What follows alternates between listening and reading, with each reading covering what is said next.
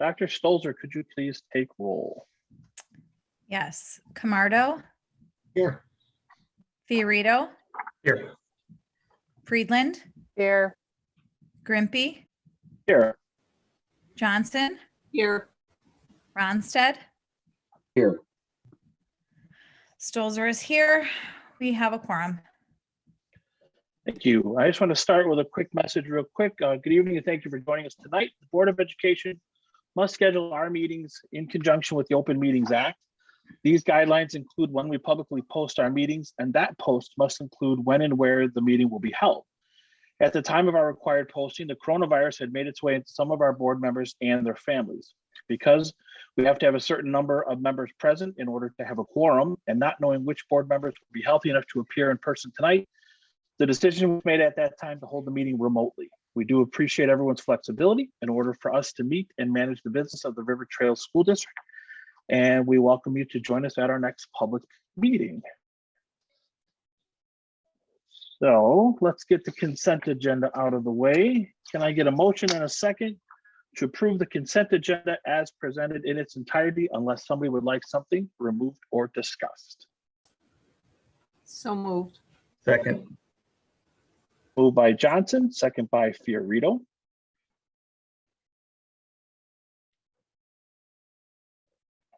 Johnson, Yes. Stolzer, yes. Grimpy, Yes. Ronstadt, Yes. Camardo, Yes. Friedland, Yes. Fiorito, Yes. motion carries. Thank you. RTEA comments. Would any member of the RTEA like to make a comment this evening? Yes, thank you. I would like to thank the board, Dr. Wagner and her administration for our working relationship and for our continued progress with our contract negotiations. Thank you, Mrs. Hudson. Good to see you. And we're up next to visitors' comments. We did not have any submitted on our website today. So if anyone would like to make any now, just address the board by typing in their comment or question in the Zoom chat box. Please do note that the board and administration does not respond. And if you are wishing for a response, please provide your name and number or email for a member of the board or administration to get back to you. And there will also be a second opportunity for visitors' comments later in the meeting. So we'll give everyone a minute to type in the chat box.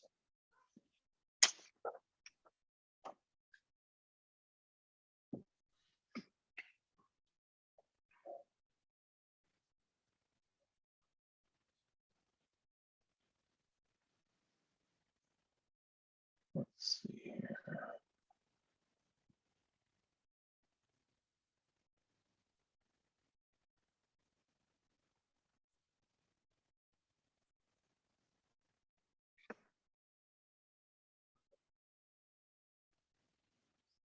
We'll give them another minute or so and then get moving.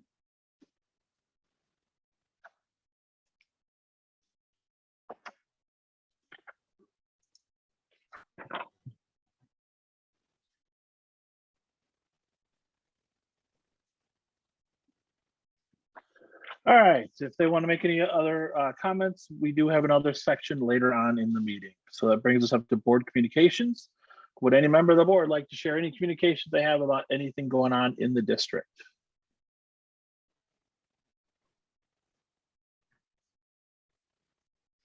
I got a quick comment. Yeah, Lewis, go for it. The Prairie Trails PTC is working on a 2,500 pair of shoes drive. And we are trying to reach that number from now, or maybe not quite yet, next week, I believe, until the end of February. So I think there's going to be communication to come in the next week or so. Places to be dropping off at all the elementary schools, collecting in garbage cans. We're going to have volunteers helping to collect these shoes and reach our target goal. So Are they new? Are they gently used? gently used, please. Okay, nice. Wearable, something that you wouldn't mind putting on your feet still, but maybe you're fortunate enough and it's time to get a new pair of winter boots. I got some size 13 sitting around, but I don't think anybody at Prairie Trails would like They'll grow into them. it. Yeah. All right, district recognition. Mrs. Batesman, are you here? Don't see you. No, I don't think she's here this evening. She's been very busy, especially this weekend with chasing down some COVID stuff. So, so we've had a couple of very interesting volunteers, and one of them is extremely adverse to recognition and doesn't even have their picture up. Oh, there she is. But two of our board members, when I asked our principals, who do you have who's volunteering like every week? And you know that at the last meeting, Euclid had a couple of their super volunteers. Well, obviously it was Janine and Frank. And in addition to being board members, they have done an amazing job really helping all of our little ones play safely at Prairie Trails. And it's not just, you know, Janine, who you've probably heard jokes about her playing tag, being the finder in hide and seek when she doesn't even know which kids are playing and which ones aren't. But then there's also Frank, who's out there every day and has brought dance party to a new level, dance party on the hill. And so we just wanted to share the appreciation that we have. You heard that there was a need and you filled it, and we greatly appreciate that. And I think there has to be something else to be said about the amount of enthusiasm that you do it with. I have this feeling that maybe you're enjoying it a little bit, but it's wonderful, and the kids can see that enjoyment and know that there are two more grown-ups in this world that want to spend time with them. And that's really great for all of us. So thank you for all you do in addition to being board members. We and Prairie Trails really appreciate you. Thank you. Thank you, Mr. Fiorito. Thank you, Mrs. Friedland. And nice job, Dr. Wagner. Okay, new business brings us to the Forward Edge Cybersecurity Solution presentation. Mr. Toombs, you are up. Thank you. Good evening, everyone. So due to drastic increases in cyber attacks, as well as coupling increases in cyber insurance rates, school districts now more than ever must focus on improving their cyber security posture in order to ensure that their organization is protected and secure. This requires affordable access to cybersecurity technologies and personnel skill sets. However, few districts can afford to hire cybersecurity specialists or purchase these enterprise class technologies. The Forward Edge managed cybersecurity solution is an enterprise quality comprehensive approach that aligns with the best practices defined by the Center for Internet Security and the National Institute of Standards and Technology and their cybersecurity framework controls. The solution is based on three major parts: protection, detection, and response. And it goes well beyond the technology to provide a comprehensive advisory support in terms of understanding federal and state data privacy laws, cyber insurance, and incident response planning, among other administrative concerns relative to improving a district's overall cybersecurity posture. At this time, I'm going to turn it over to Amy Rogers and Denise Casavari from Forward Edge. They're here with us tonight, and they're going to provide an overview of their managed cybersecurity solution and review their proposal for River Trail School District 26. Thank you, Matthew. That was quite the introduction. I'm going to share my screen, and I'll need someone to tell me if you can see it.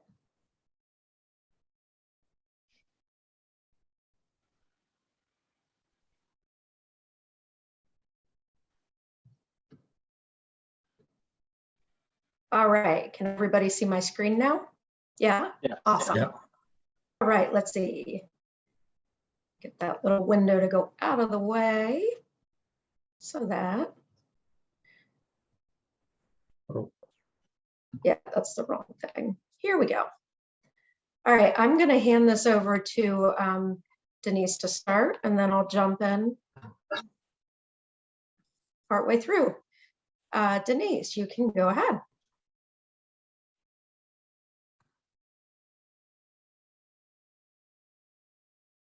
You may be on mute. We can't hear you.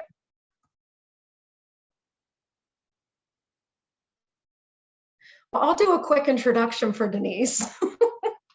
While she gets that sorted out. Denise is the head of our cybersecurity division at Forward Edge. I am an account manager, so I am usually about a mile wide and inch deep as far as all the topics go and all the services that Forward Edge can provide. Cybersecurity happens to be my favorite, and I don't say that about every product that I present or service, as the case may be here, but cybersecurity is definitely of special interest to me. And I will say that I'm absolutely thrilled to be here tonight. I come from the education industry. This is where my heart is at, and it's been great to hear you talk about volunteers that are really involved. I substitute taught for 5 years, which may be one of the hardest jobs I've ever done. So I applaud you all.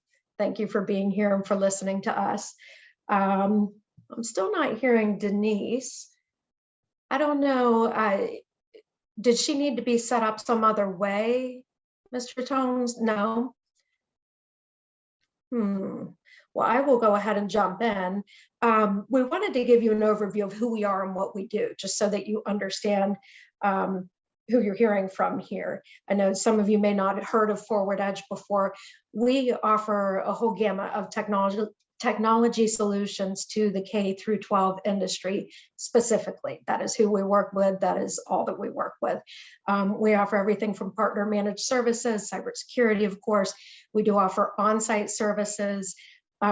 Curriculum and technology integration is interesting. I don't know if you have technology coaches in your district, but that's what that falls under, along with professional development.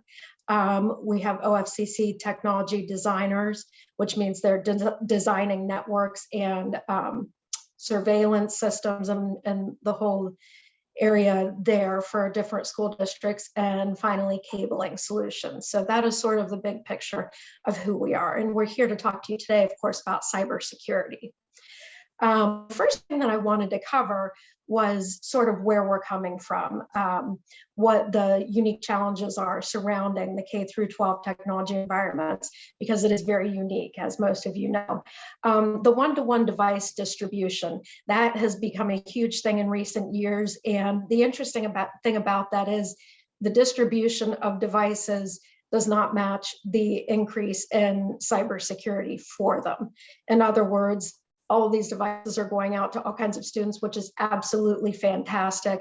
The rate of safety and cybersecurity to cover those devices has not been able to keep up because of resources. IT staffing to device ratios, same sort of thing. I know Denise comes from the corporate background where there might be 75 IT professionals to a certain number of devices on the network, and that just doesn't exist in the education world. There isn't funding for that. Internal client demographics becomes very interesting, because if you think about it, in the corporate world, everybody's working under the same sort of umbrella.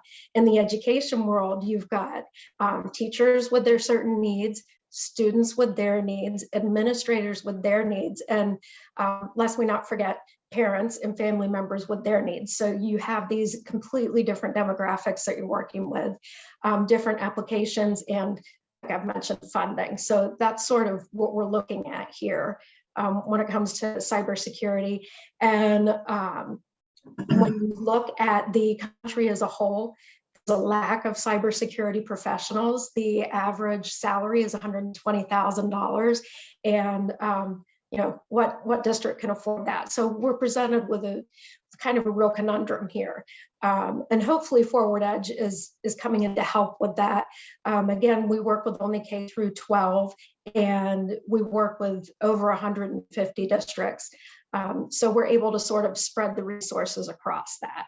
So hopefully we're bringing you a great solution. What we're seeing in K through 12 environments, typical controls, the IT professionals, and especially Mr. Tomes, are doing a fantastic job. You've got firewalls in place, you've got patches and fixes, backups and testing, but the challenge is still the active 24/7 monitoring and the continuous investment in dynamic requirements is an ongoing challenge. So you've got that to consider.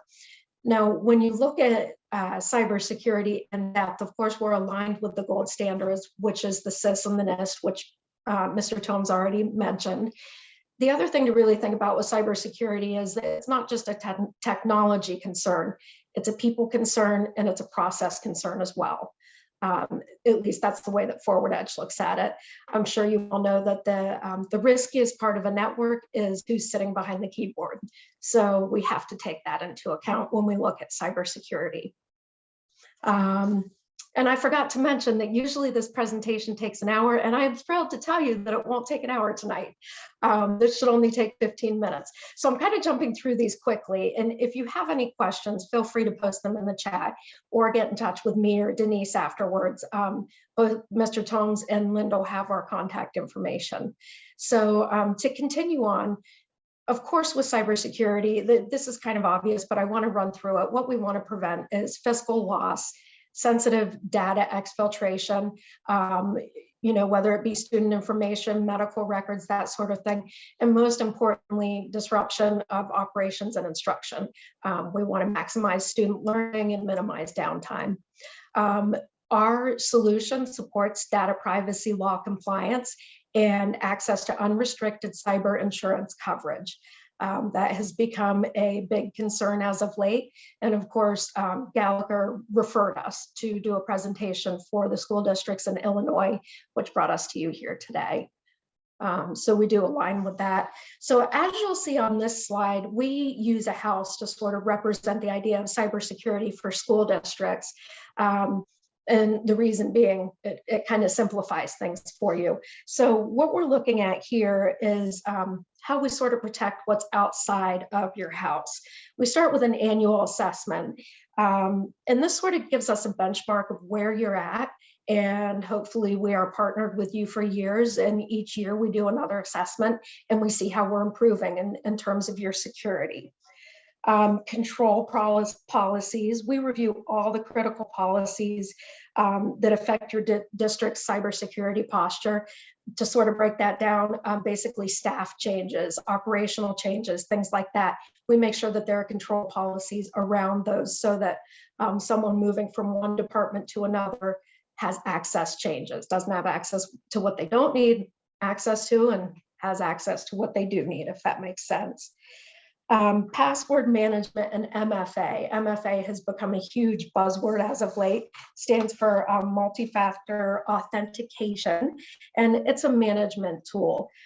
It's kind of a hard stop requirement now for cyber liability insurance, so it's kind of an important thing. User awareness training, about 25% of us from Forward Edge come from the education industry. So when it comes to educating educators, we like to think that we kind of see things from both sides of the spectrum. It's sometimes hard to do that. We'll provide you with, we provide the technology director with 3-minute video clips, posters, things that can easily be absorbed on a monthly basis so that we keep people abreast of cybersecurity importance. And of course, we also supply more technology-based information to the technology director, and that is up to you to distribute as you see fit. Endpoint detection and response, that is antivirus. The cool thing about this is that it's not just what we have on our laptops at home that blocks certain things that we know are bad. It uses artificial intelligence to learn what does not look right and block it. So that's why we're saying it's next generation. So moving on, this slide just shows some of the partners that we're with in the industry. I want to highlight SentinelOne because that is our antivirus and our SIM provider, which I'll get into in a minute here. It is used by the government, it's used by the banking industry, it's top level, top notch, something that, like I mentioned before, we're spreading our capabilities and our assets across a number of districts, and that's one reason why we're able to use these industry leading companies as partners. So awareness training, I talked about us teaching the teachers, and this is just an example of some of the things that we offer for your teachers and for your staff. Infographic posters, each month has a different theme that we'll be focusing on. Here's another example. Because like I said, it really is important. It sounds kind of dry, but it really is important to understand that the biggest risk is the person behind the keyboard. We use phishing campaigns. So, we'll send out occasional emails, and if someone clicks on the wrong thing, a window pops up and says, this is why you shouldn't have done this. This is, these are some of the precautions you could have taken. And finally, MFA implementation. When people think about multi-factor authentication, you think about your email. School districts are now being required to use it for their vendors, for your transportation department, for your food services department. All of those different departments need MFA access. So again, it's become kind of a big thing, and insurance companies are requiring it these days. So back to our little house detection. We want to detect if someone's trying to get into your network. And this slide represents all the different layers of security technology included in that solution. One of the things that I should highlight is that we run a monthly vulnerability scan. So that sort of highlights what's vulnerable within your network and what needs to be focused on. And response, incident response planning. What happens if a cybersecurity attack does occur? What are we going to do? How are we going to remediate? How are we going to roll back? We do consider all of those things too, and use third-party liaisons as our partners to help us out in remediation situations. So finally, we get to the wonderful pricing for river trails. I want to highlight the fact that when Forward Edge works out pricing for school districts, we take your district's network topology specifically to design this pricing. So this was calculated by taking account of your various servers and switches in your specific network. So it's not just a number that we throw against the wall. It's something that we have a specific calculation for. So the tier 1 critical infrastructure covers everything that I just talked about: endpoint detection and response, security information, the SIM, dark web scanning, the vulnerability scanning, the 3 pictures of the house. All of that is covered under this plan. We also have offered a $2,500 discount because you're part of the Gallagher co-op. So that is included in there. That's why you see that first number crossed off. The second row in here is tier 2 non-critical devices. What that means is you've got an additional 350 Windows or Mac devices in your district. They would be covered by our antivirus. They just wouldn't be covered by what we call the 24/7 eyes on glass. So we have a security operations center, or a SOC, with trained security professionals that are watching those logs from your school, from your district, 24 hours a day, 7 days a week, 365 days a year. That is for your critical infrastructure. The 350 additional ones have the EDR on them as well. And then Matt selected the MFA option B. Option B, which includes MFA and password manager. So you're taken care of in that department. And finally, we've got our total for year 1.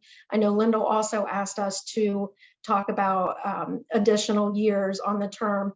And if you were to go with a 3-year term with Forward Edge, we can also give you an additional $1,000 off for year 2 and year 3. So that pretty much goes through everything we have to offer. I know I flew through that, but we respect your time and really appreciate you having us present here. I think I can open up for any questions if we have time for that at this point. I have 2 questions. One for Matt. Matt, what are the 350 devices that are not covered by tier 1? So those are related to staff devices that we have in the district. So the tier 1 really covers a lot of those critical devices that would be used by like administrators or in the superintendent's office or business services. And then the 350 would be covered, would give us that same protection on all of our staff devices. Okay. Second question. This one's for you, Amy. I saw the cost for year 1. Is there an increase in year 2 and year 3? There is not an increase. If you divide it out, it is higher because that first year we did the $2,500 discount. Let me pull that slide back up. Got it. I saw it. I get it now. Yeah, Okay. you get it now. Yeah. And I did want to point out, I also, Alan Jacobs, our network specialist, is also on Zoom tonight. So he is our kind of cybersecurity person as well. So he can answer any other questions related to our current posture, where we're at, as well as what we're looking to implement here. I'd have just, I guess, general questions. As you said, the biggest risk is the person behind the screen, be that person big or little. And so I guess I have questions about usability and user friendliness. You know, like, as I think we all know the importance of cybersecurity, but as someone in education, it is sometimes can be very cumbersome managing it from a teacher standpoint, especially managing it with elementary age kids. So I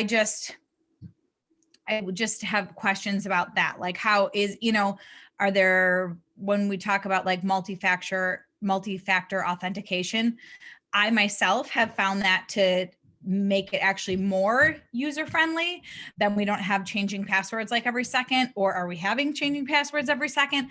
You know, like, I'm just kind of wondering, how are we thinking about this in the way that it's going to both make our devices and our information safe, but also still make it accessible for our kids who are quite tech savvy, as we've been one-to-one for a while, but we also want to still make them independent with their devices and not having to have teachers helping them log in every second. Mm-hmm. Absolutely. Thanks for that question. The multi-factor authentication is not rolled out to students. It's rolled out to staff only. So it really is up to the district how to handle the student safety. I would say that the cybersecurity training that we're rolling out for educators on a monthly basis is something that you could choose to pass on to your students in any way that you see fit. It depends on what grade you're teaching. But the MFA is for staff only. It is not rolled out to students. Yeah, and speaking of the MFA and training, we currently have training in place for our staff. We actually have, there are several pieces of this cybersecurity solution that we have. We just have it from other vendors. So we're looking for a more comprehensive approach. The training we have been doing, the phishing campaigns we have been doing, MFA we have not. And that is something that is being required by our insurance. And it's something that's really important. The Forward Edge product called SaaSPass actually makes it really easy for staff to not only connect into their devices using QR codes, but it also will be a password manager for them. Currently, we have a password manager for 33 of our staff, mainly administrators and some of our district office staff, and it is a great tool. So I think the tools that we are looking to implement are tools that will make it easier and safer for our staff and students, and not harder or make it more of a barrier for them. Because I know sometimes when you have to go and get that code every time you log in, it can be really annoying and frustrating. And the way SaaSPass is set up, it makes it as easy as possible. Also talking about their multi-factor authentication piece, you know, I did look at LastPass, and I got a quote from them regarding this same product. If we were to roll out LastPass to all of our staff with MFA, and the price tag on that from LastPass was over $30,000. So if you look at what Forward Edge is offering us at that price point, it really is a great deal in addition to everything else that it's including. Thank you. Appreciate that. And thanks so much, Matt, for that in depth. Hey, Sue, one other thing to drop in and make you aware of is that so far, all of the wording and the stuff we've been hearing indicates that the insurance providers are not requiring students to have MFA currently, but we are keeping our ears to the ground and making sure that if that becomes a requirement for some reason, we can try to get in front of it. But the hope is that since most of our student accounts are already mitigated in terms of what they can be in terms of risk factors, what they can and can't do, our cybersecurity insurance providers will hopefully allow for us to have an accommodation where we don't need MFA for our students. Okay, thanks so much, Alan. Yep. All right, thank you guys. I have a question. So when is the contract up with the provider we're using now, and why do they need to be replaced? So we are using multiple providers for different pieces of this solution. We use, our dark web monitoring is purchased through E2 Services, who also manages all of our major infrastructure. We have vulnerability scans through E2. Nova4 is who we're using for our training support, as well as phishing campaigns.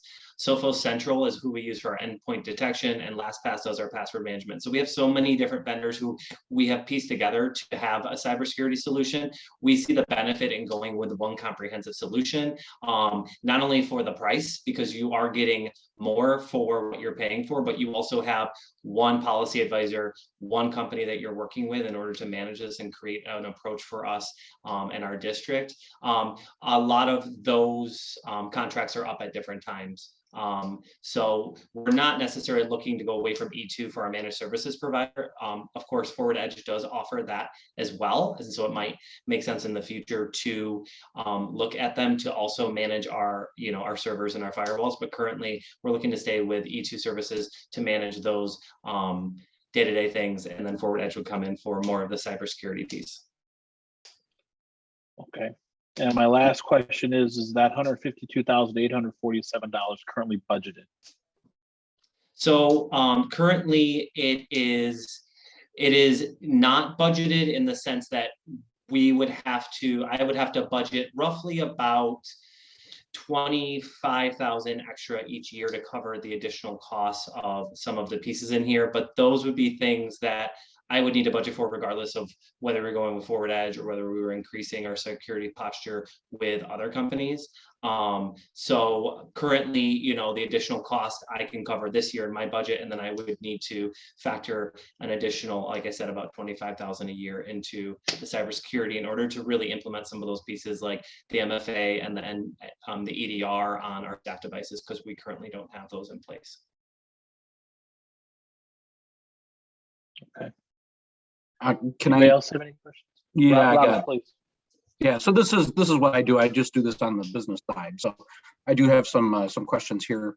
I saw a lot about the critical infrastructure on site, but I didn't see anything about G Suite or any integration with G Suite. Are they also pulling or going to pull logs from a SIM standpoint out from G Suite? Because a lot of the authentication and resources are hosted up there. I am gonna wait and see if Denise answers that for me. I think the short answer is yes, but I don't wait yet. She's typing to me right now, and I apologize that for some reason she is okay, well then I can switch. on external mute. All right, I can go on to another question. Did she get hacked? Yeah, right. Yeah, well, that's not a good selling point. Look really, really bad on our part. You give a presentation and you get hacked. I'm already a no vote on that. Yeah, so Matt, or I'm sorry, do we have an answer there from Alan or? Well, I haven't looked fully into the product that does their SIEM end, but I did ask some further details on like which products they're using to put together the solution.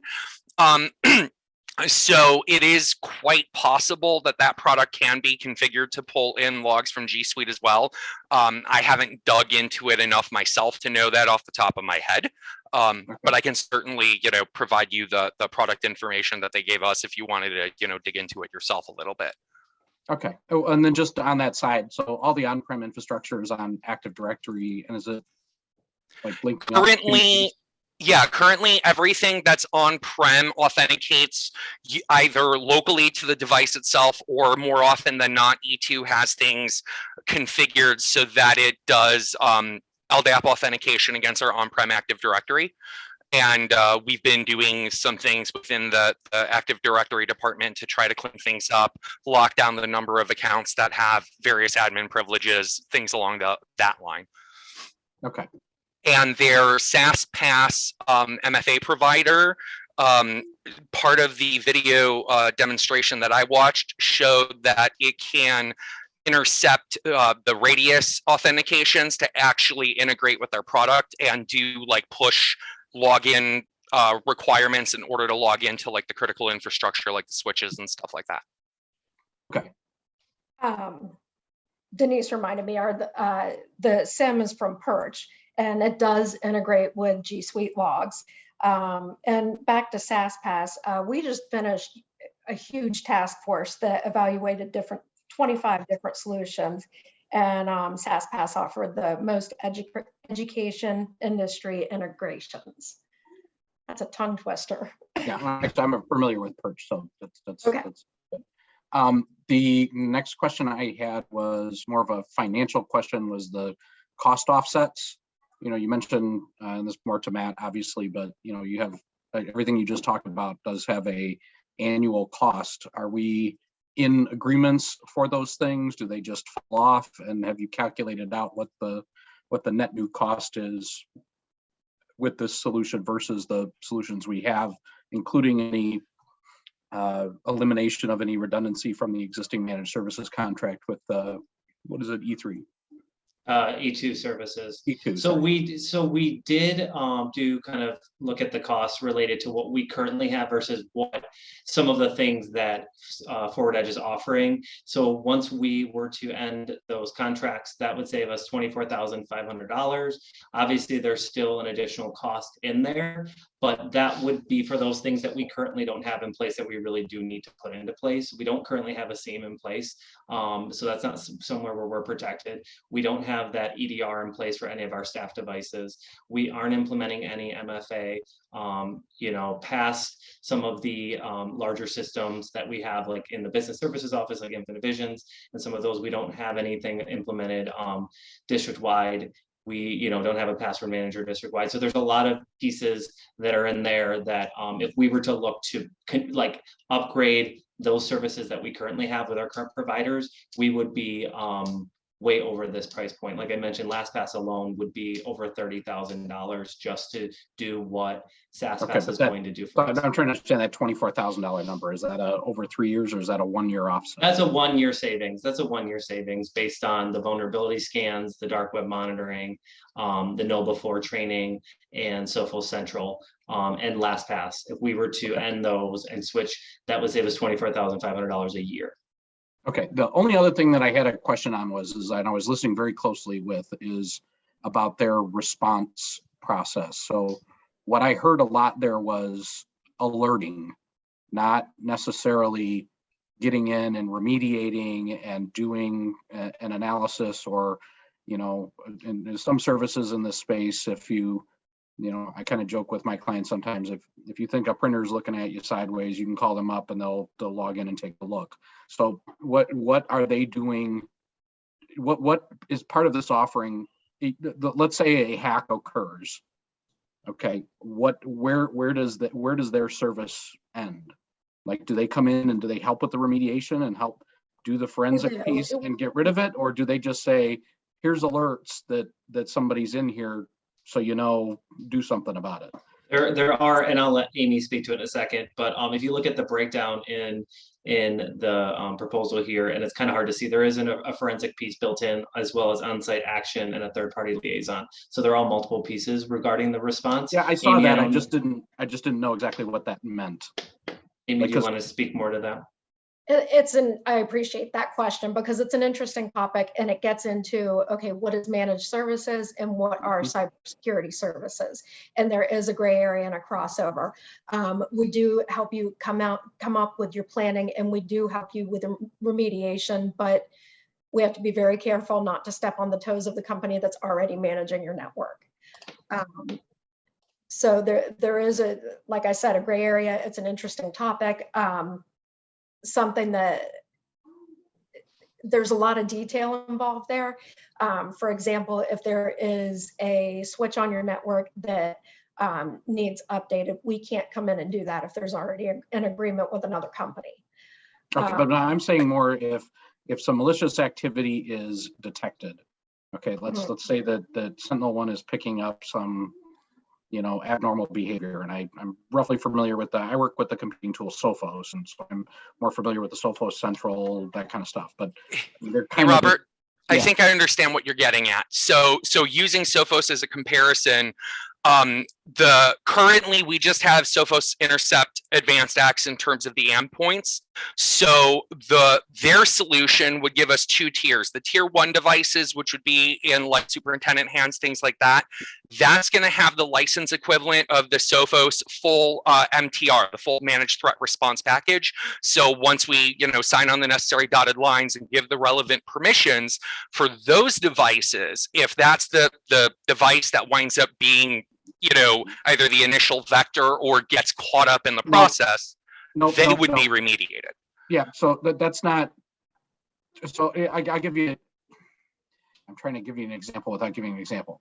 So the service that I sell, quite frankly, from Sophos is called Managed Threat Response. Yeah. And what they do very similar to this, but it's pest EDR, and it seems like this is what they're doing, but they actually will monitor and respond. If they see like a malicious piece of software in the environment, at 10 o'clock at night when, or right now when we're on a board meeting, they can execute commands, they can get rid of it.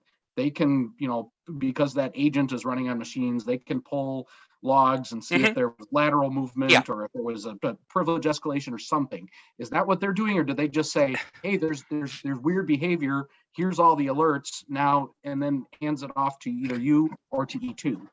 That depends on the device. So anything that's in that tier 1, full eyes on glass, which would be equivalent to SOS managed threat response, which would include all of our servers and all of that tier 1 core infrastructure, that they would remediate.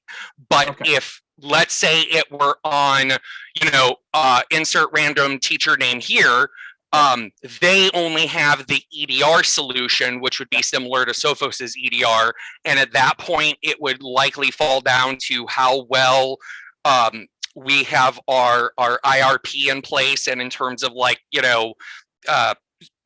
whatever agreement we would have in terms of how we want them to handle anything that they should see in the stuff that they are monitoring from that versus, the things that we're responsible for then seeing the alert. And I think that answers the question, because I mean, because I don't think it's necessary that they respond to a teacher's system, but definitely to administrators and business services and core infrastructure. So that if that is accurate, and was it Amy? If Amy can just second that is the way that this is written, that answers my concern on that one. And not just concern, it answers what I think is best appropriate for the district. I'm not hearing anything from Denise, and that is the way I understand it. So I'm going to go ahead and second that. Yes, it is the critical devices as defined are, we would take action on those. We don't just say, hey, there's a problem here, and leave it to you to remediate. Great questions, Robert. Donna, you have a question? Yes, I have several. All right.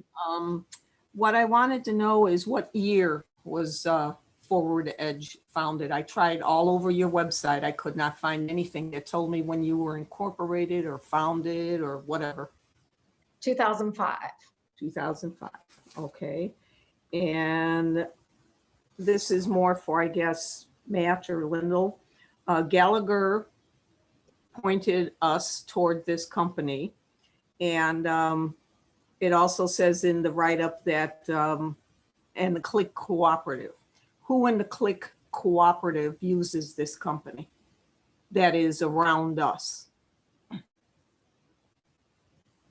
They have. I'm not hearing you. Who's talking? Lyndall was talking, but she froze. I'm not really. Okay. There she is. She's back. I know that we can provide references for you, but not without their permission. I can tell you that there are other districts in Illinois that we are working with, but we have to get their permission to provide you with a reference. Sorry. And part of the reason Click is recommending them is the cyber security costs are just skyrocketing, and we can't even get cybersecurity unless we do some solutions like this. And there have been ransomware and things happening in Illinois that have cost millions and millions of dollars and lost data and closed down schools, and it's happened all over the country. So this might be the case we're kind of leading the way with this. which we have done in a number of technology areas. But Amy will send us the references too once she gets permission. Yeah, and I will say too, I'm sorry, Donna, if you got more, go ahead. Go ahead. I was gonna ask one more thing, is just what's the prospective implementation time on this? There's a two-part question. Implementation time. The second piece is who's responsible for that implementation, or how much of it is on the school district versus your company? Yeah, my understanding is that we will be working with a policy advisor assigned by Forward Edge in order to design what that implementation looks like. A lot of it depends on the initial assessment that takes place to determine areas where we really need to increase. I mean, Alan and I have spent a lot of time looking at what we're currently implementing in our district, and we have a good idea in terms of those controls of where we feel like we really need to beef up our cybersecurity, in addition to, you know, the MFA piece, which I believe I feel like at this point have been pretty lucky that we haven't lost our cyber insurance yet, because a lot of districts around have already implemented that in place. So I believe we'll be working with a policy advisor to come up with a plan. I would like to implement, you know, the multi-factor authentication probably this spring is my plan. And to expand on that a little bit, Robert, we've got Intune endpoint management already in place on all of our devices. So once we get access to the various like software components, because since we're not necessarily engaging them as a full like MSP provider to do all, I'm imagining like a complete heavy lift on all of the endpoints, we'll have to leverage Intune to, you know, deploy out new software, you know, issue the uninstall commands for you know, software we're rolling away from. But the core management infrastructure is in place to allow us to do that, you know, relatively timely and relatively efficiently, versus trying to, you know, deploy our small IT team to do hands-on every single device. Yeah, for sure. And in that vein, did you look at any of the, you know, Microsoft's got the MFA component in there, and I know, you know, Matt said that there's, you know, all these different vendors and stuff that you've piecemealed the part. Yeah. But I guess the larger question is, how many other solutions did you look at, or is this kind of what you honed in on at first? So the issue that we have here in terms of why we are, you know, definitely bringing a managed cyber security solutions provider up is partly because of the fact that basically for almost all of the cyber insurance providers, you're getting to the point that either they're providing the MSSP and it's just kind of included in the cost of doing business, or you almost need one because otherwise they're just it's not business efficient for them to give insurance otherwise. It's just way too risky. So now I know that we have the Azure like tier 2 licensing, which gives us the MFA component from Microsoft. But the issue that we would have with really rolling that out and pushing that out, or the Google equivalent, is that it's not as end user friendly for starters, like especially with the other accesses that are configured with the SaaS product, like being able to QR code scan your Windows laptop and be able to direct authenticate. Those kinds of functions aren't as I believe easily configured with what I know of what the Azure implementation would allow us to do. And then the other thing would be all of the various third parties. We'd have to do all of that direct, you know, integration, that SSO integration, you know, individually, product by product, and it's just very time consuming. Okay, I think we're getting a little too far down the rabbit hole here. I think that I like this. Okay, Robert, I was going to say, Click looked at different kinds of ways to go about this, and this is what they recommended. I mean, I don't know, they have I don't know if it's 100, 150 school districts in their cooperative. So they've kind of taken the lead, and we've let them do that research for us. Okay, I will say that I like the solution, but I like the solution at the 1 year spec, unless the 3 year pricing got significantly better. So that's where I'm at. Anna, you had some more questions? Yeah, I wasn't finished. So, okay. No problem. when I went out, oh, hang on one second, excuse me, hang on. When I went out on the internet and I typed in cyber solutions for schools, there were other companies that came up, and I know Lyndall just said this is what Click recommended, but it's also what Gallagher recommended, and I'm trying to figure out why the insurance company who insists that we have cybersecurity insurance would send you to this one vendor only. Did we look at any other vendors? And why not? They are a cooperative, and they have an executive board that tries to find the best solutions, the most economical solutions for us. And doing this helps us to get get better rates for insurance, or even get cyber security insurance. It can be almost impossible to even get it anymore. Yeah, but let's say Allstate insurance company was, they say go with vendor XYZ. And Gallagher is saying go with Forward Edge. I'm trying to understand. I mean, they did an analysis of some different products that are out there, and this is what they thought would best serve school districts.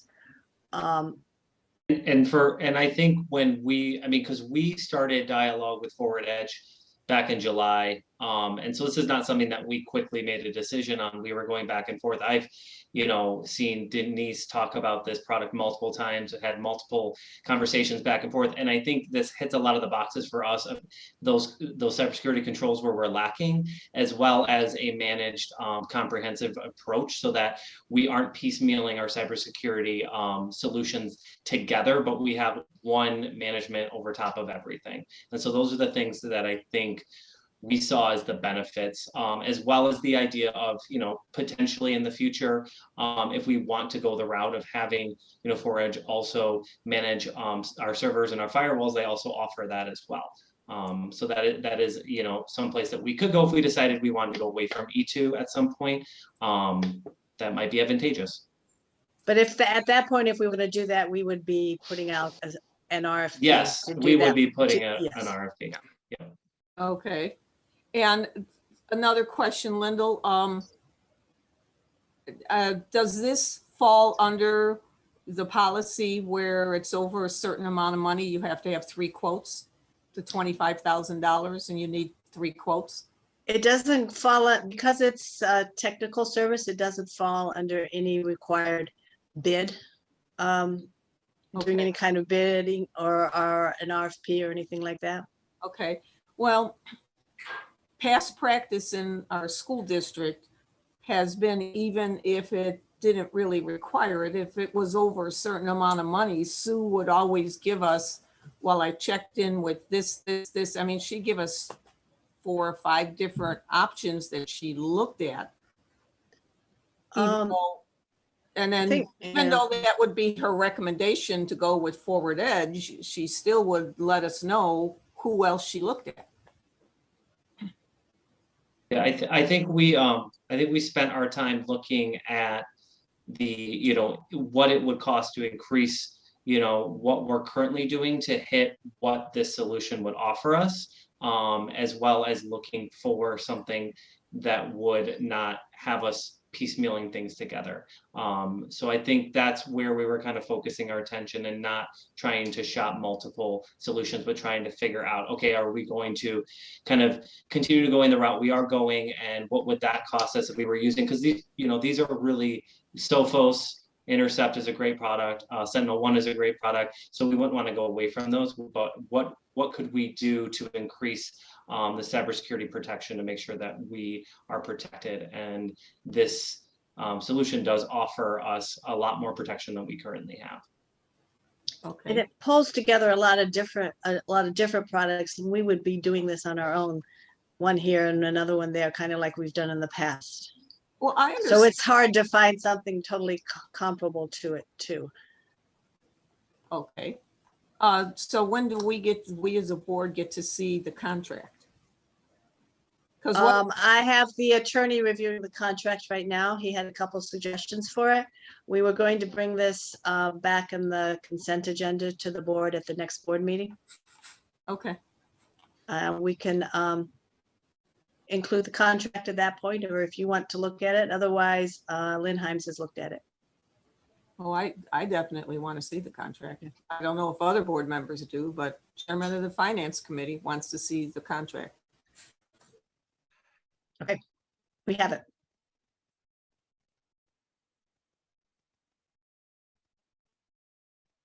Anybody else?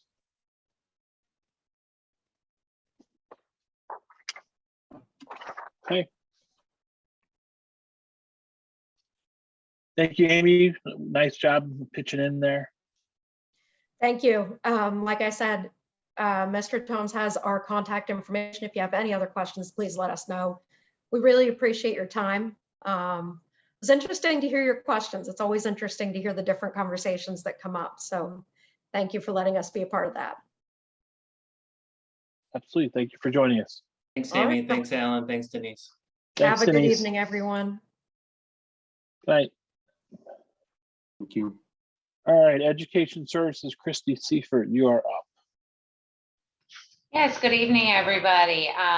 Thank you for allowing me this opportunity tonight to come to you with the proposal from the TLC. So for those of you that are newer to the Board of Education and haven't been through this process alongside me, the process of developing the school calendar is a rather comprehensive one that is defined in our teaching contract.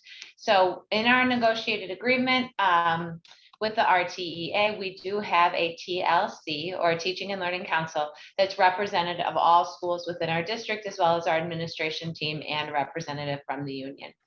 So we are coming to you tonight with that proposal for the 22-23 school year. It was present in your board packet. I will give a very high level overview and I will entertain any questions that you may have. Our general timeline for this, while the agreement says that we need to bring a proposal to the board by the April meeting, we do like to do so prior to that for our community's sake. We do start getting phone calls right around winter break each year asking if we have an approved calendar for the following year, as families are looking to plan their vacations and their travel and the start dates and end dates. So we like to try to get that out to the community just as soon as we can. This year, because we are in the midst of negotiations and the outcomes of those negotiations may have some small impacts on the calendar, we wanted to reach a point in that negotiation where we felt like we were at a comfortable place to do so. So in reaching out to both Dr. Wagner and to Mr. Kastner from the RTEA, we did feel like we were at that point right now to bring a draft and to hopefully put in the consent agenda for February 15th, the final calendar to approve for the school district. We do take several things into consideration in building this calendar. First and foremost, we always look at our feeder high school calendars, 214 and 207. 214 is always ahead of the game in terms of calendar approvals.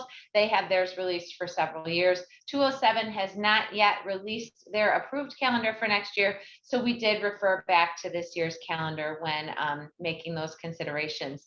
We also like to take into account our report card schedule. And the reason for that is because our calendar, I apologize for my dog, our calendar does take into account when we hold our parent-teacher conferences. And the timing of those parent-teacher conferences is very pivotal when we're looking at our quarter semester reporting process, as well as trimester reporting process. As many of you know who have middle school students, your students are on some quarter classes, their classes do change, and we want to make sure that those parent-teacher conferences are timed appropriately with that. So we look at that. And then last but not least, we try to look at NSSEO, our special education cooperative. We try to look at their report or their calendar for the year. Nothing is published yet, but they typically do follow 214. So that's everything that we take into consideration, which gets us to the point of our recommendation. As a committee this year, we looked very closely at 3 separate calendar drafts, and we did land on the one that follows. Start date for teachers would be Monday, August 15th. which would leave our start date for 1st through 8th grades at Wednesday, August 17th, kindergarten the following day on the 18th, and preschool the following Monday. I did have one question, and it was an excellent question that I wanted to address regarding the kindergarten start date, asking why it is the day following 1st through 8th grade. This has been a practice that we have followed for several years. However, I think this year more than ever, it was very important to have that kindergarten date one day behind 1st through 8th grade. As you know, transportation runs between all our buildings. So it starts at River Trails in the morning, then it picks up for the elementary schools, brings a Prairie Trails to school, and then does the inverse in the afternoon. And the timing is extremely tight on that turnaround. We know our kindergartners are new to our district. We know they're new to our schools. And we also know that that first day for them needs to be seamless. It takes a day to get transportation up and running, and we want their first day to be seamless. So getting the wheels turning, no pun intended, on that first day for 1st through 8th grade makes for a much more seamless kindergarten first day on that Thursday, the 18th. We would be inviting our kindergartners into our buildings on the 17th, for approximately 1 hour visits where they come in, they bring all their materials, they meet their teacher, they integrate into the building, and they learn how to enter the school for the next day. Moving on to our institute days, with the new negotiated contract that we're working on, we have asked for one additional institute day.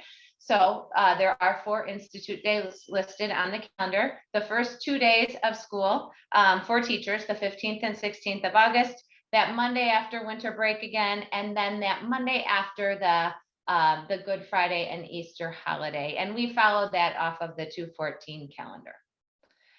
Winter and spring break are listed there. We did follow 214 for those as well. Winter break would be a little different this year because of where the Christmas Eve holiday falls. We would actually finish on Thursday, the 22nd. Our winter break would start on a Friday. So that's a little bit different than we've seen in years past. Spring break would move to that last week in March. Okay, I'm going to pause for a second and see if there are any questions before I move into parent-teacher conferences. And just from this year alone, I'm just going to back you up on the kindergarten piece, because there was really something to like getting the older kids off to school one day and then dropping off all the other stuff for the kindergartners, and then also having like a special day for the little ones to start. So I never got it before, but I got it this year. So yeah, so I agree with that. And then the only question I had about the calendar, and I know this is probably the only option that we have, is just that week of Thanksgiving. So we'll go to school for one day, correct? And then the rest of the week is off. Yeah. So that's where I wanted to get to the parent-teacher conferences. Is everybody okay if I move on to that? Yes. Okay. So parent-teacher conference placement is really tricky because in our primary goal for scheduling a calendar, we want to make sure that we are allowing for minimal disruptions to an academic calendar for the kids. We want to make sure we're creating seamless weeks, seamless periods of time. And unfortunately, our fall is very choppy. We have some very important days off that we want to honor and that we want to remember, but that does cut into those academic stretches. In addition to that, we have added a holiday to the calendar this year. We have to take the election day off, which I believe is Tuesday, November 8th, if memory serves me correctly. So on top of the quarter ending, the trimester coming to a close, 2 different sets of report cards, and the Tuesday off, we've got a lot of choppiness going on. We want to give our teachers the right amount of time to prepare those report cards so that they can share those at parent-teacher conferences, which puts us in a really precarious place for those November conferences. We looked at placing them the week prior to Thanksgiving, but then we looked at 4 days in school, a Friday off, come back to school Monday, Tuesday, and we had choppiness happening again because we had 2 very strange weeks happening. So unfortunately, the best place we found we could land was that week of Thanksgiving. The way we've structured our parent-teacher conferences, we have 1 evening conference and then 1 full day conference. which means the kids would come to school on that Monday. So when's the trimester ending in November then? The trimester would end, trimester 1 would end Friday, November 4th. Our teachers in the contract are given 2 full weekends in order to complete their report cards, which would then go out whatever that next Monday would be. I believe it would be the Monday of Thanksgiving week or the week prior to the parents. So what will tend to happen in the elementary school is we'll have our conferences. Our teachers are working on their report cards simultaneously. The report cards will go out, and then they'll have a bunch of parents call again because they have a question on the report card, which I totally understand because report cards can be confusing at times, right? So then we're almost holding 2 separate parent-teacher conferences for several students within a class because we didn't have that report card done yet for the conference. So in our conversations within our committee meeting, that was something that the teachers said, we'd really like to have that trimester report card in front of us to go over with the parents so that we can really use that as a communication tool to share with the parents over the course of the year how their child is doing. Well, what the problem is at the middle school, your kids are done with those teachers. So you already have the report card. So then when you do parent teacher conferences, you're going to be talking to teachers who you're already done with. So well, and that was our goal in the placement too, Mr. Grimpy, is our quarter actually ends in the middle school October 21st. So the students would start second quarter and they would be almost 4 weeks into second quarter by the time conferences rolled around. So when you're sitting at the table with the middle school quarter teacher, they know your child well. Where this year we were like days into the quarter when we held our parent teacher conferences. So it was very confusing to parents. Should I go talk to quarter 1 teacher, but they're already done with them? Or should I talk to quarter 2 teacher, but they've only had my child for 2 days and they really don't know him or her yet?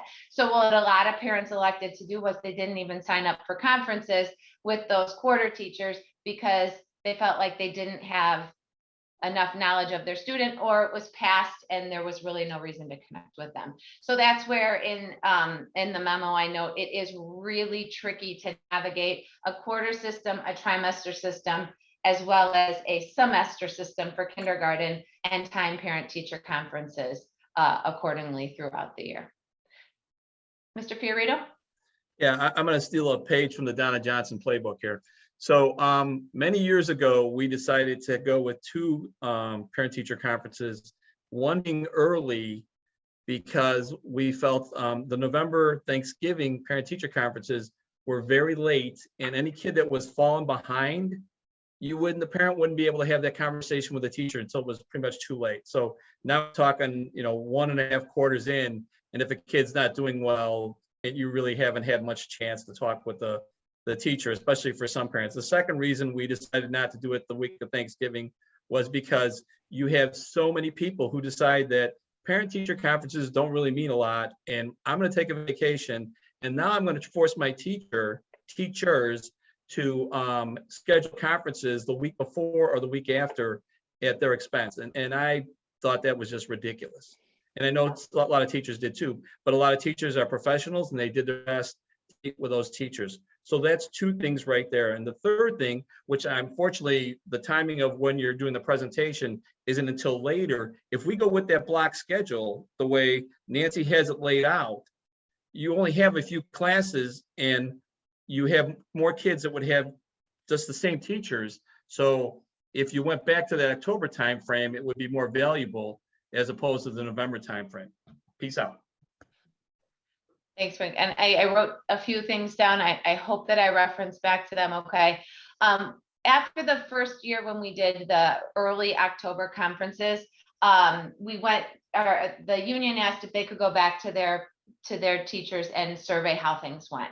And the feedback actually from the teachers with those early conferences were very negative because they felt like, as I spoke to a little bit earlier, there's so many fall interruptions, and then bringing the conferences in there, they really didn't feel they had the information to share with the parent that they wanted to be able to share with the parent. They hadn't gathered enough data. They hadn't had enough real replicas. And the teachers were saying, we're going to parents with high level concern.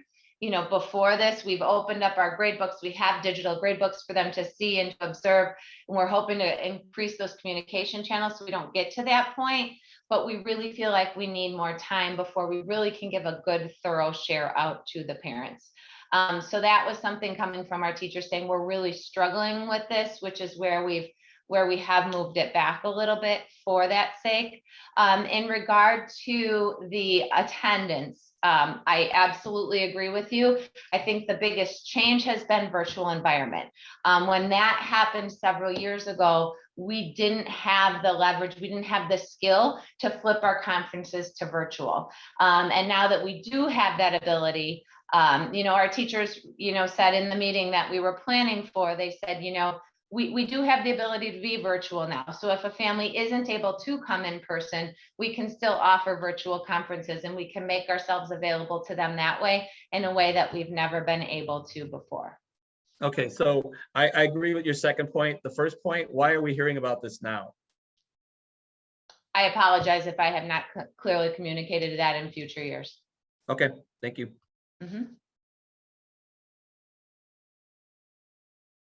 Anybody else?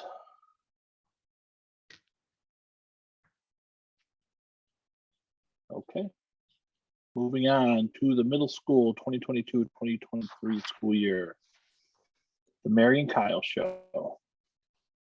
All right, let me see if I can share my screen. Give me one moment. All right, can you all see me? See my screen? Awesome. Okay, one moment. Well, first of all, I'd like to thank all of you on the board, and that's the wrong screen, hold on. Thank all of you for giving Kyle and I this opportunity to talk to you tonight about the middle school schedule, or what we're hoping will be our future schedule. For those of you who don't know me, I was the assistant principal at Trails for 7 years before I became the principal.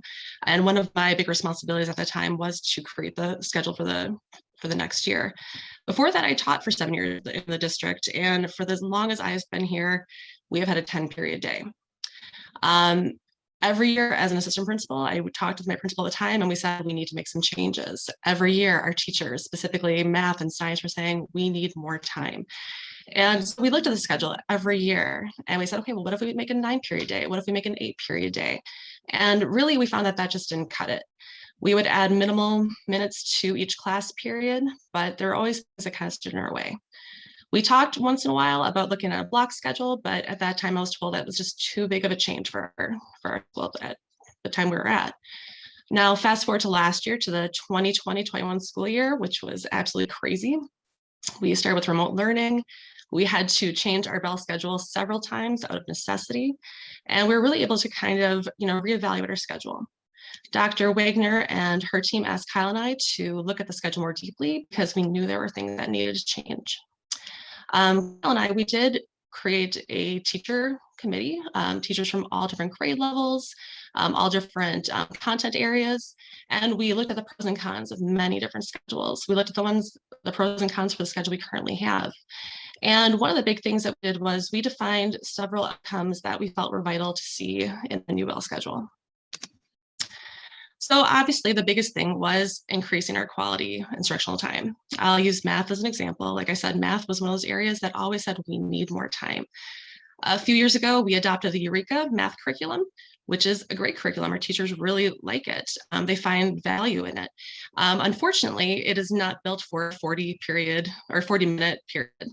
There's just not that time in the day or in that class period to do the instruction, have that collaborative work with the students, do skill checks, do all those things they want to do to make sure our students are successful. Another area we're looking at is how we can reduce student stress. The transition into middle school is crazy, as a lot of you know who have middle schoolers. Our students are coming from having one homeroom teacher, maybe having a couple of specialist teachers, and then they have the middle school where they have 8 teachers. They are dealing with 8 different personalities. They have 8 subjects every day. They are organizing homework possibly for 8 classes, and also organizing instructional materials for 8 different class periods every single day. It's a lot. We really value our encores, our electives. So that's something we want to, keep looking at, and we want to make sure that we are using our encores to their fullest potential. We know that we need opportunity for intervention. We don't have intervention time in our day. We also know that we need to maximize our time by reducing that time that's lost due to transitions. We know we have those 3 minutes between each class period. So we have 10 periods in the day, 3 minutes between each period, that really adds up to lost time. You also look at a 40-minute class period, and there's natural transition time at the beginning and the end of a class period. So that time in between really gets shrunk. Our team also talked about the importance of being able to implement project-based learning, differentiation. With 40 minutes in a class period, there's not a lot of time to meet the needs of all of our diverse learners. We look at lab work. We have some of the most beautiful science labs in the area, and we have the most amazing science teachers. However, if you come in and you observe a lab, you'll see these kids, they're excited, they are at the brink of discovery, and then the teacher says, okay, time to clean up. We have to move on to the next class period. So the momentum is lost. We come back the next day and it's very difficult. And we obviously want time to reflect and have active learning and continue to have time for teacher collaboration. So this is really a big journey for us. This is a big change in mindset and just how everything's going to look at the middle school. If we make these changes we're proposing, we would like to make some pretty big changes. As I mentioned, so the process started last year. We had our schedule committee. This year, we enlisted our school improvement team, our team leaders. We brought all information to our entire staff of teachers at a late start Thursday PD session. We took inventory of their current concerns, things that are non-negotiable, which Kyle will talk about. And we looked at some templates. What are some things that we could do with our schedule to make these concerns go away? So our next step would be to finalize that and to make a plan for adoption. Good evening, everybody. I just want to kind of go through that process, or the first step of that process that Mary touched on, and kind of gave a quick summary of our staff schedule committee that we had the opportunity to sit and kind of just reflect on a number of different experiences that everybody had, whether it be that year last year, where we got to experience a number of different schedules within one school year, or take in opportunities to learn from others that maybe had come from other districts, or the opportunity to work under different bell schedules at previous years or districts. Got a lot of, like Mary said, there was a lot of people from different contents and different grade levels. So we got to see things from a lot of different lenses. And it was really just an opportunity for them to share. We did a few different activities just to provide perspective and different ways to looking at things. And as you can see, these are some of the things that the staff either felt was really important to hold on to with the way things have currently gone. Some of them are concerns, like the first one there, increased time for science labs. I know Mary talked on that a little bit, for things thinking future. And then they also kind of tried to look at it through how their students that they had last year reacted to some of the changes. For example, the third bullet point there, you see there, less classes in a day equals less homework and things to keep track of for students, because we did run a few schedules that had quite a few periods than we currently offer with the 10. So many of the things on this list that came straight from the teachers in the middle school are things that Mary discussed. A lot of those encore options and increased time for math were very valued by a number of people that don't even teach math or encores. Remaining with our fine arts program in the school day was something that people felt very strongly about. We've adopted an advisory where students meet with other students daily that they may not have in a lot of their other classes, to work on a lot of social emotional skills, some organization, and things like that. So it's our advisory period. They felt that had a lot of value to continue that. Having time for our teachers to meet with students. 40 minutes goes really quick, as Mrs. Krolmeski mentioned. So especially you got 5 minutes, let's say, to introduce a lesson, and then another 5 minutes or so at the end of class to wrap up, give kids information for the next day. I mean, it really dwindles the time in the middle there. And then that RTI period, or time during the day. So time for intervention to meet kids where they're at with academic needs that they may have. There's just no time in our current 10-period day to offer that support that some of our students greatly need, without having teachers volunteering their time early, before school, after school, and then of course having kids to have the flexibility to attend before or after school, where a number of them require or lean on the buses to get to school. And then I saw Sue put in the chat, Baki's band orchestra chorus, the fine arts that I mentioned. Mary, you can go to the next slide. Trying, one moment. There we go. Okay, so Kyle mentioned some of the current concerns. The response intervention time, a lot of schools have that built into their school day. We currently do not. So when we look at the students who are struggling with reading comprehension math, we don't have that specialized time in the day to work with them. And this is something that we have been striving to add for quite some time. Again, we mentioned the amount of time the kids are in the hallway. There's a lot of unstructured time between classes, and also they get to class and then they want to go to the restroom. So there's a lot of time in the hallways that we really want to cut down on. And like Kyle mentioned, the elective courses, we have some students, okay, we have a 10-period day. We have some students though who are not in world language. They're not in band orchestra chorus. And quite frankly, we have too many periods in the day for those students. So we put students in study hall when they don't really need it. We put students in art for the third time because we have no other place to put them. And they don't really like art. So that's not a great fit. So these are things that we want to make sure we answer going forward with the new schedule. We also looked at the Panorama Survey that we gave to our staff and our students in late September. So that was our social emotional learning survey.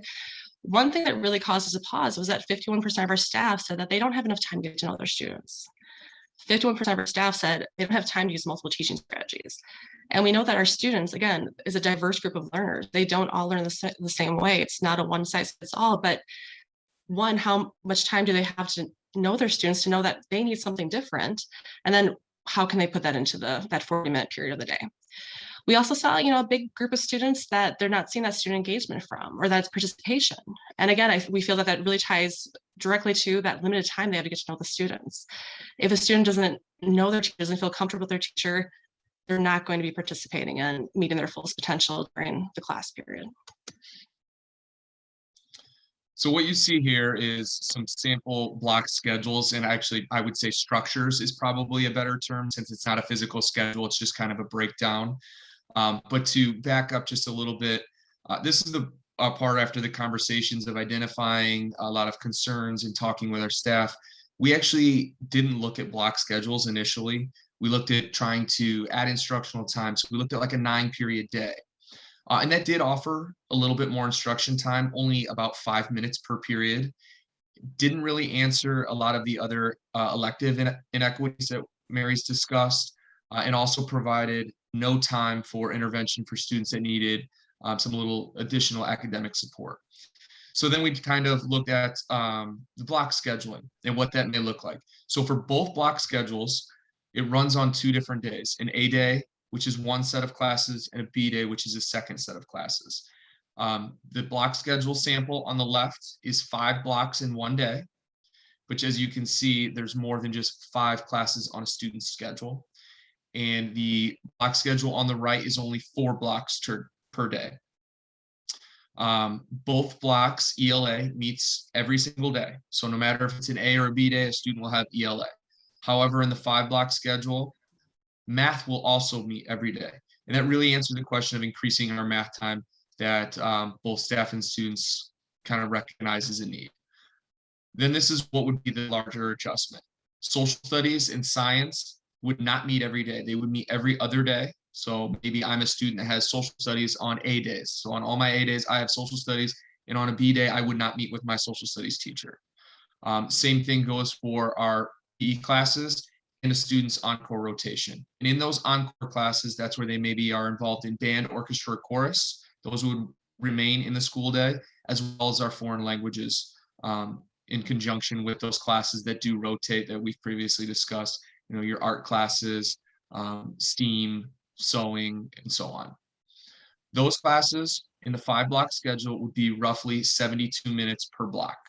So again, ELA would meet 72 minutes daily, where maybe a science class meets 72 minutes every other day.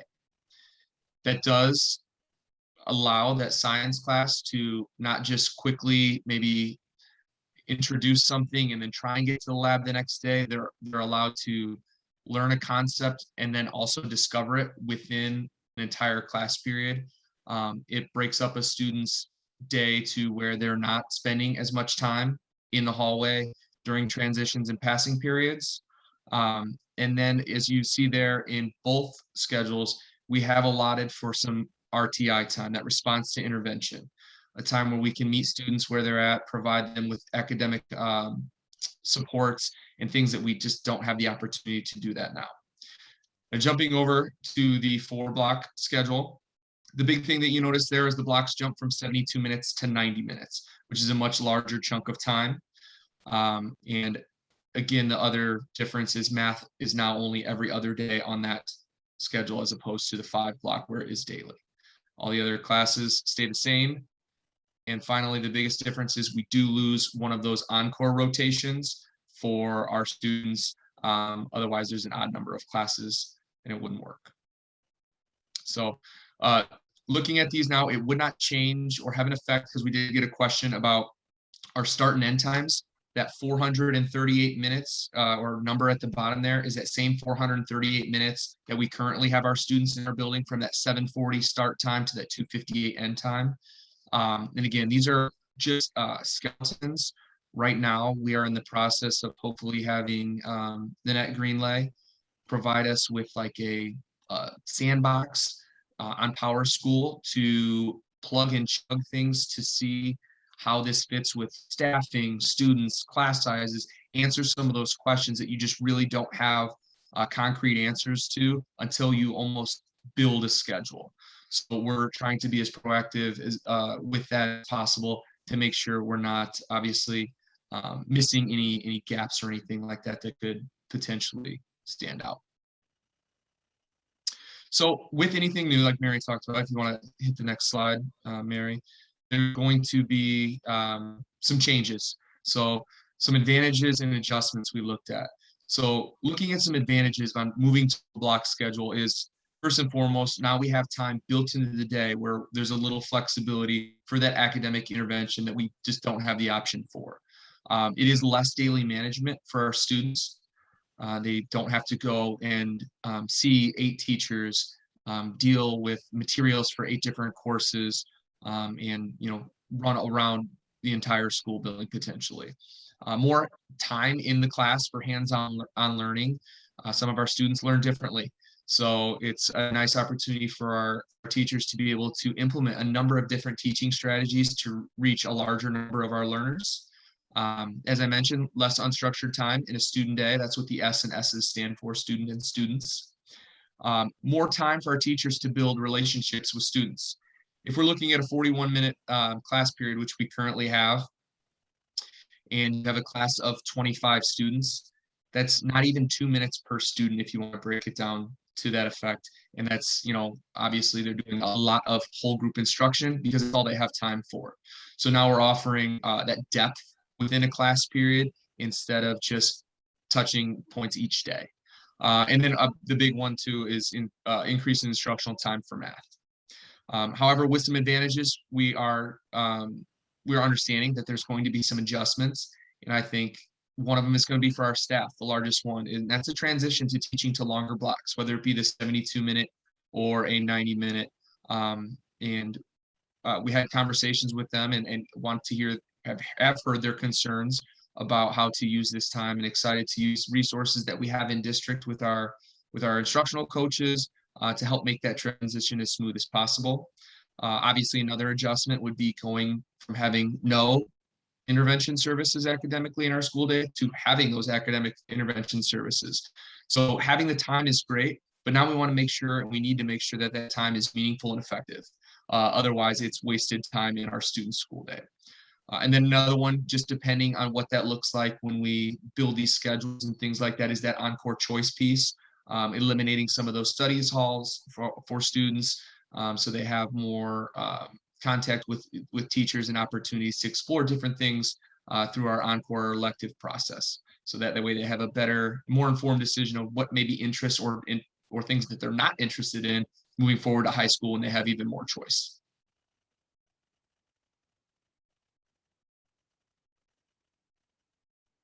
Okay, so obviously, like I said, we have had a 10-period school day for probably at least 20 years, if not more. We would never change just for the sake of changing, but we have seeing year after year that there is need for some change in our schedule. I know our teachers asked us, when we look at block schedules, what does the research say? And I know Kyle, he found some great articles. We both did some research. This was one that really, again, made us both pause. I'm not going to read every word for you because you have it in front of you and you had it ahead of time. But one thing that really struck us was that in this particular study, they saw that the number of discipline referrals dropped dramatically. And the big piece for that is just the fact that they had more student-teacher connections. It's about relationships, it's about school climate and culture. When we have those connections between the students and the teachers, which in this case, or in these case studies, they had the opportunity because they had more face-to-face time with them, we're going to see those changes in discipline issues. It also mentions that the number of class periods were reduced for obvious reasons for fewer classes. So that's always great. The next piece we're looking at is a little bit of an older research study, from the golden 90s, but we thought that it really kind of held true to us as well. Things that we were really, holding important to us and things that we're looking for. And that's just that if we have a longer class period, there's more time for collaborative learning, more time for student engagement, more time for the kids to show their practice with the teacher right there, so that the teacher can fix any misconceptions, they can fix any mistakes, they can make sure that the students are understanding what they're teaching before they send them off, to the next class. And then we should, in essence, we should see higher achievement from these students because they have more of that face-to-face time and more practice time with the teacher there. There certainly would still be homework, to some extent, of course, but hopefully with a longer class period, the students are leaving the room in a better place with a better understanding for them to be able to complete that purposeful practice of skills. And that should hopefully lead to less frustration for students and parents at home when they're trying to complete their work. And I think something else with this, Mary mentioned, was an older study that, so I think block scheduling is becoming, or it might be new to us or new to our area, but is definitely nothing that is new. There's been research in districts out there that have been running a block schedule for a number of years now. So it's not just something that, because it's new, it's something we should look at. There's plenty of data and research on it. Absolutely. And the last piece that we shared with you is just, again, we're talking about building those connections with our students. After remote learning, especially, we knew that we're lacking those connections that we really need. We want to have our teachers build closer bonds with the students, and by seeing fewer students in the day, that will allow them that time, that opportunity. And it also mentioned just that, if a student has fewer classes in their day, they're able to focus more specifically on the class that they're in each day. So they're not necessarily worried about what's going to be happening during periods 6, 7, 8, 9, 10, because they only have 5 at a time, 4 at a time, whatever it might be. So we're hoping that these pros will certainly, go above and beyond the cons, that we're looking at everything that we can to kind of help us prepare for that. So again, like I mentioned, this is a journey for us. This is how far we are so far. And we welcome any questions, comments, so that we can make the best decisions moving forward. I have a couple questions. I think I loved it. I thought your presentation was outstanding. Both you and Kyle did a great job. I think it's really visionary, thinking outside the box. I just wanted to ask, I posted out in the chat box. So my first question was, did we discuss the changes with CARE or anyone else at District 214? You know what? I did talk to Kier at the very beginning of the school year, and I think he thought it was crazy shoes what they were doing, because I mean, they have students who are leaving all day long and coming back all day long because they have students with those open blocks and that very unstructured time. I think it depends on who you talk to. There is a lot of mindset change that is involved. We have teachers over there, and I know, and Kyle, you can correct me if I'm wrong, I know that they've been doing this longer, I think at Rolling Meadows, but yes, I mean, there's teachers, yeah, I know, and that from what I heard at Rolling Meadows, it was highly successful. Teachers love it. From what I'm hearing the students are also loving it. Does everyone? Probably not. But I think it depends on how you look at it and how you are just prioritizing what you need to teach in the time that you have, and making sure you're not just, spending more time talking about the exact same thing. Yeah, I think I could speak for my 2 kids. I think at first they didn't like it, but now that they've been doing it for a couple of years, or at least Isabella has, it just seems to be natural. So that's one thing. And number 2 is, I think implementing something like this, we talk about the transition from elementary school to middle school being difficult. Well, it's equally challenging when you go from middle school to high school. For sure. And now you're kind of going into a format that you've already, at least some of our kids will have been used to. And I think that will certainly help with that transition where they're used to kind of the way the schedule works, where you got the A and the B. And I just see this as being a great way to use resources. And more specifically, if you're telling me that the teachers are really involved in this, decision and they like what they're hearing, I think that makes it even more for me to say it's a great idea, because you really need to have them engage in this change. And if they are engaged in the change, then the chances of success are greater. Thank you. Thank you. Yeah, and I have a couple questions too. And just to echo what Frank was talking about, I know it was kind of the same thing at Wheeling. So like Wheeling and Rolling Meadows had those in place for a long time, like the block schedule. It is a lot different at the high school level just because of the amount of electives and requirements that are needed. So I feel like sometimes it's like comparing apples to oranges. But I have a question, and just maybe research for the future. I don't know if you've already looked into it, but just about like information retention in terms of the 90-minute, like a sample 90-minute class period. Because I know that was really getting to the end of the extension for like the high school age kids. So maybe looking at research a little bit to see just about attention spans and information retention, looking at those longer time frames versus like that 72-minute kind of maybe sweet spot for the middle schoolers. We are exploring that too and talking Okay, with our, yeah, I figured absolutely, since you're going through the research process, that was just like, that was one thing that always the stuck 90 out to minutes me. is scary. It is, it gets like, yeah, it gets to kind of like that is. point. Yeah, that point where, yeah, you worry So that they're gonna. speaking on the 90 minutes, we also looked at how we could, because not all things are equal in middle school. One class looks a lot different. I mean, currently we have 2 blocks of English language arts, and we all have these encore classes that only meet for 9 weeks. So it's really trying to find that balance that marries those two. So we did look at how could we potentially break up, maybe keeping some of those, maybe math and ELA at 90 minutes, but offering some, what other districts have done called skinnies, and divvying it up, but in keeping with, certain things like year-long programs like our foreign language, keeping band, orchestra, chorus in the school day, and along with those RTI services. We just don't have that flexibility to make that work either. So, but that just kind of answers your question of the 90 minutes and even the 72, with how to make those effective 72 or even effective 90 minutes. We've been exploring those pretty intensely. Okay.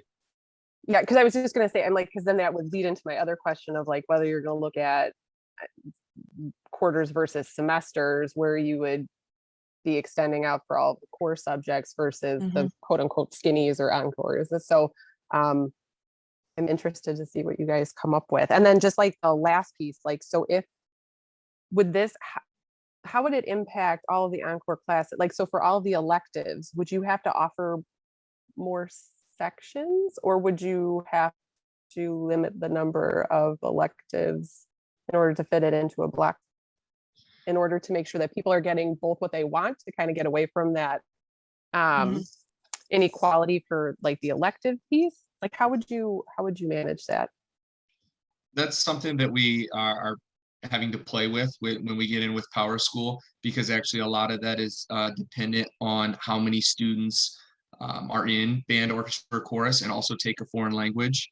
How many students require maybe a resource class that have an IEP, because they don't get as many encore choices as a student who's not involved, doesn't choose band, doesn't orchestra, chorus, or doesn't choose a foreign language.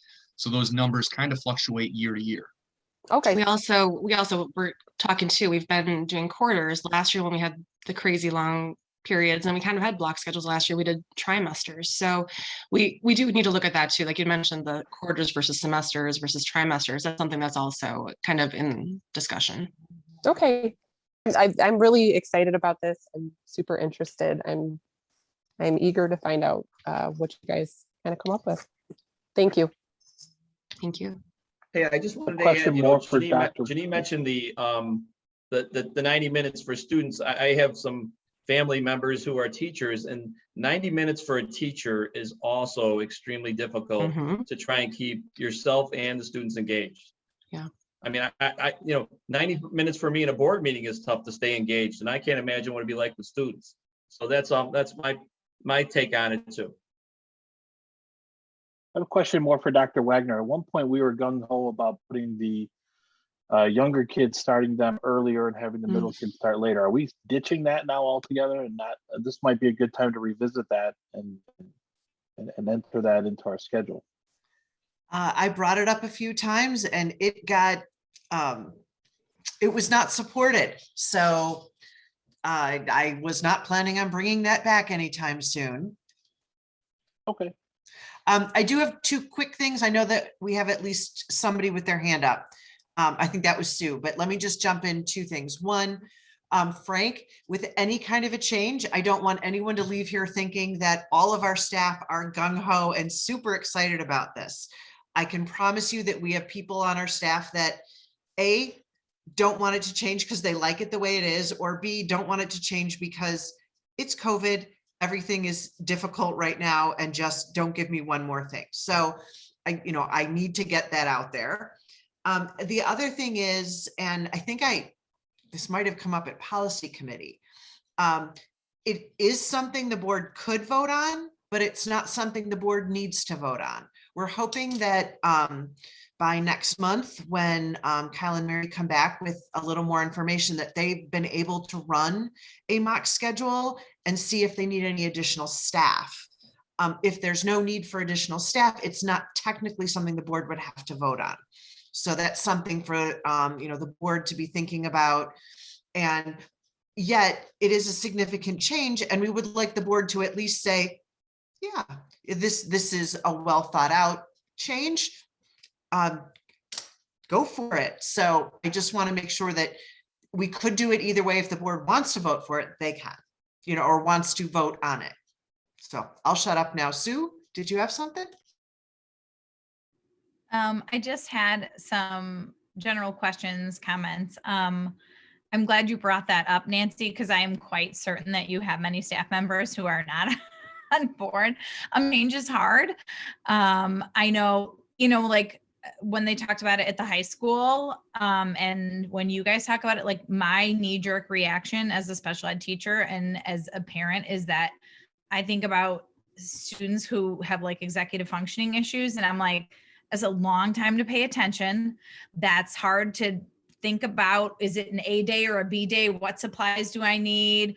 What class do I have? Do I have this homework done? Which homework am I doing this day? And so I just, like I said, that's my knee-jerk reaction whenever anybody talks about block schedules. I did my own market research and I texted my son who started in a block schedule this year, and I asked him some of those questions, and he said very verbosely, it's good. And I pressed him a little more, and he said, I like it. So apparently it's fine, but I do know some of the teachers that I've talked to at Hersey have talked about they're actually losing instructional hours. So it might be longer chunks, but if you only have 2 days on an A day, B day, if you're only 2 Bs during that week, you're less time during that week. And so, I think it's just having to think about how that's working. Like if you're a science or social studies person, you're probably losing instructional hours. And so thinking about that and how that works, especially per week, and depending on how that falls, that's just having to staff to think about and wrap their brains around that.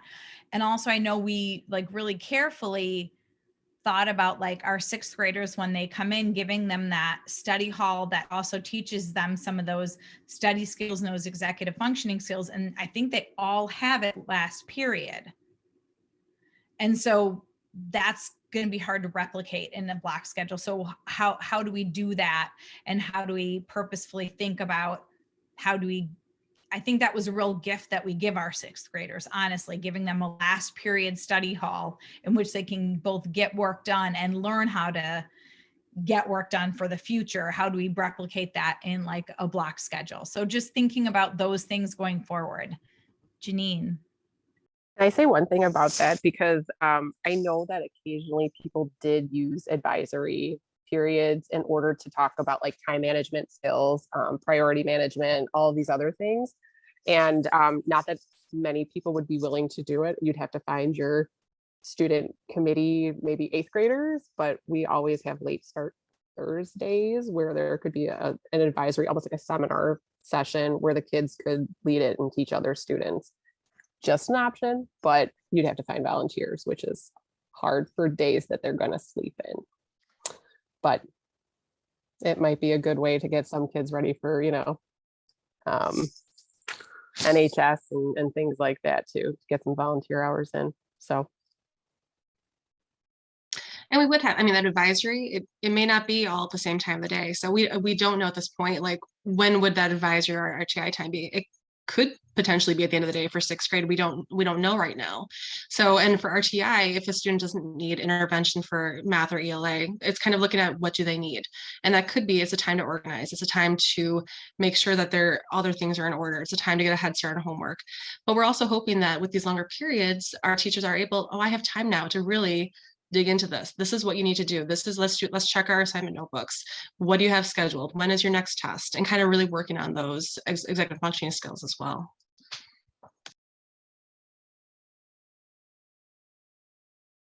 Anybody else?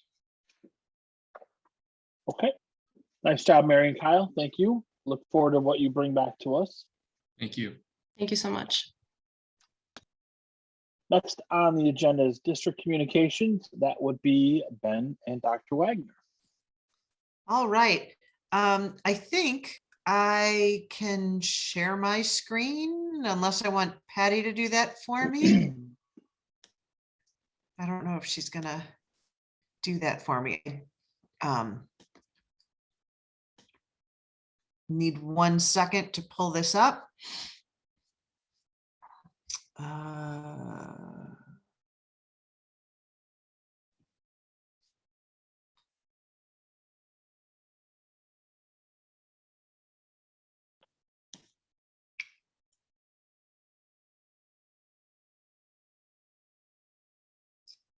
Okay, I'm pulling it up wrong, so hold on. I think I could share it. I think I've got it here, but All right. hang on. No, it's no, I gotta take the time.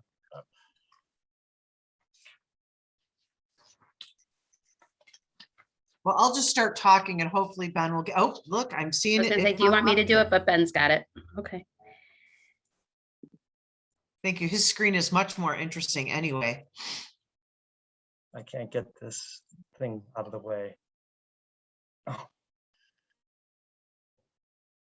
I don't know how to get this thing out of the way. Here we go. All right. So we're talking about, oh. There we go. Okay, we're talking about communications tonight, and you can already go to the next slide. You might recognize this consistent format that I've used as we're reporting on anything from our strategic plan, just so that we can get back and say, oh yeah, we have that strategic plan, and we talk about what our heart and head ready, life ready students look like. So you can keep going, Ben. There are 2 goals and 4 objectives. Our head ready students grow academically, problem solve creatively, and learn how to learn. And heart ready students are respectful, resourceful, and resilient citizens. And then they fall into 4 areas: collaboration, curriculum, community, and communication. And some of them fall into multiples. So the next screen is the one that's going to look a little bit different depending on what we're talking about. But right now we're going to talk about one of the heart ready things, which included live streaming our board meetings and having more recognition. And if we look at my goals, one of them was to, under communication, improve 1 and 2-way communication through live streaming all board meetings, recognizing a staff member, student, or community member at 8 board meetings, and implementing new websites and tracking baseline usage. And I'm going to send this off to Ben to share the details on these things. Thank you, Dr. Wagner. So starting with live streaming, which was the first goal laid out there, obviously meetings have been on Zoom dating back to 2020, but when meetings went to in-person in July, we wanted to be able to shift to live streaming those in-person meetings as well. People are used to it. I think we would all agree the use of live streaming has been at least one positive to come out of the pandemic. So we did begin in July with that first in-person meeting. All of the meetings have been available on YouTube, on the website, and they're also archived and still available for anybody who's not able to watch live. The other thing that we've been able to, in addition to school board meetings, live stream is sporting events. And obviously these are at the middle school, but the indoor events, especially starting last year when there was no attendees allowed, we really wanted to be able to offer parents and grandparents and other family members the opportunity to watch events on the live stream. And we've continued that this year, even when attendees have been allowed, at least immediate family has been allowed. So again, I think this is something that's here to stay. And since we're able to do it, why not do it? There's no negative for it. And finally, we've been able to also do it for concerts. It's been great to have concerts back this year. Some of them we've been able to have attendees, others not, but we've had the ability to live stream them or to record them and play them back on YouTube Premiere. So that's been, again, for mostly the middle school, but Indian Grove also had orchestra and chorus, and we were glad to be able to bring those to the live stream. So big thank you to the tech team, especially Alan Jacobs, and making sure we have the right equipment for all this and knowing how to use it, and making sure that we're giving families an opportunity to still watch all, even if they can't always be there. Frank's got a question. Oh, hey, I just wanted to share this with the board and whoever else is on. I've already shared this with Ben, but at the Music Boosters meeting last Monday, we had several parents actually attend the meeting in person, and we had quite a few that actually were online as well. And I can tell you emphatically how many people praised the 3 concerts that we had in December, the fact that people were able to view them online. And some families actually had people from California and Oregon along on as well as the East Coast that were watching their nephews, nieces, grandkids perform, and the praise was amazing. So Ben, I just want to tell you that from the music standpoint, the work that you do on broadcasting those performances for the people that can't make it, because we also have a situation where each family can only invite 2 people. So it limits the number of people that can attend. So even people that are local get to view it. And it really, it's awesome. And it's a great way in which we can still showcase the musical talent that we have in our district. So Ben Finford, thank you very much from the Music Boosters.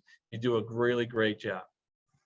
Well, thank you for that. Again, I do have to give a lot of credit to the tech team too, because half the battle is just having the right equipment, maybe even more than half the battle. So the fact that we've been able to figure all that out has made putting these shows together pretty seamless. So I really appreciate their efforts as well.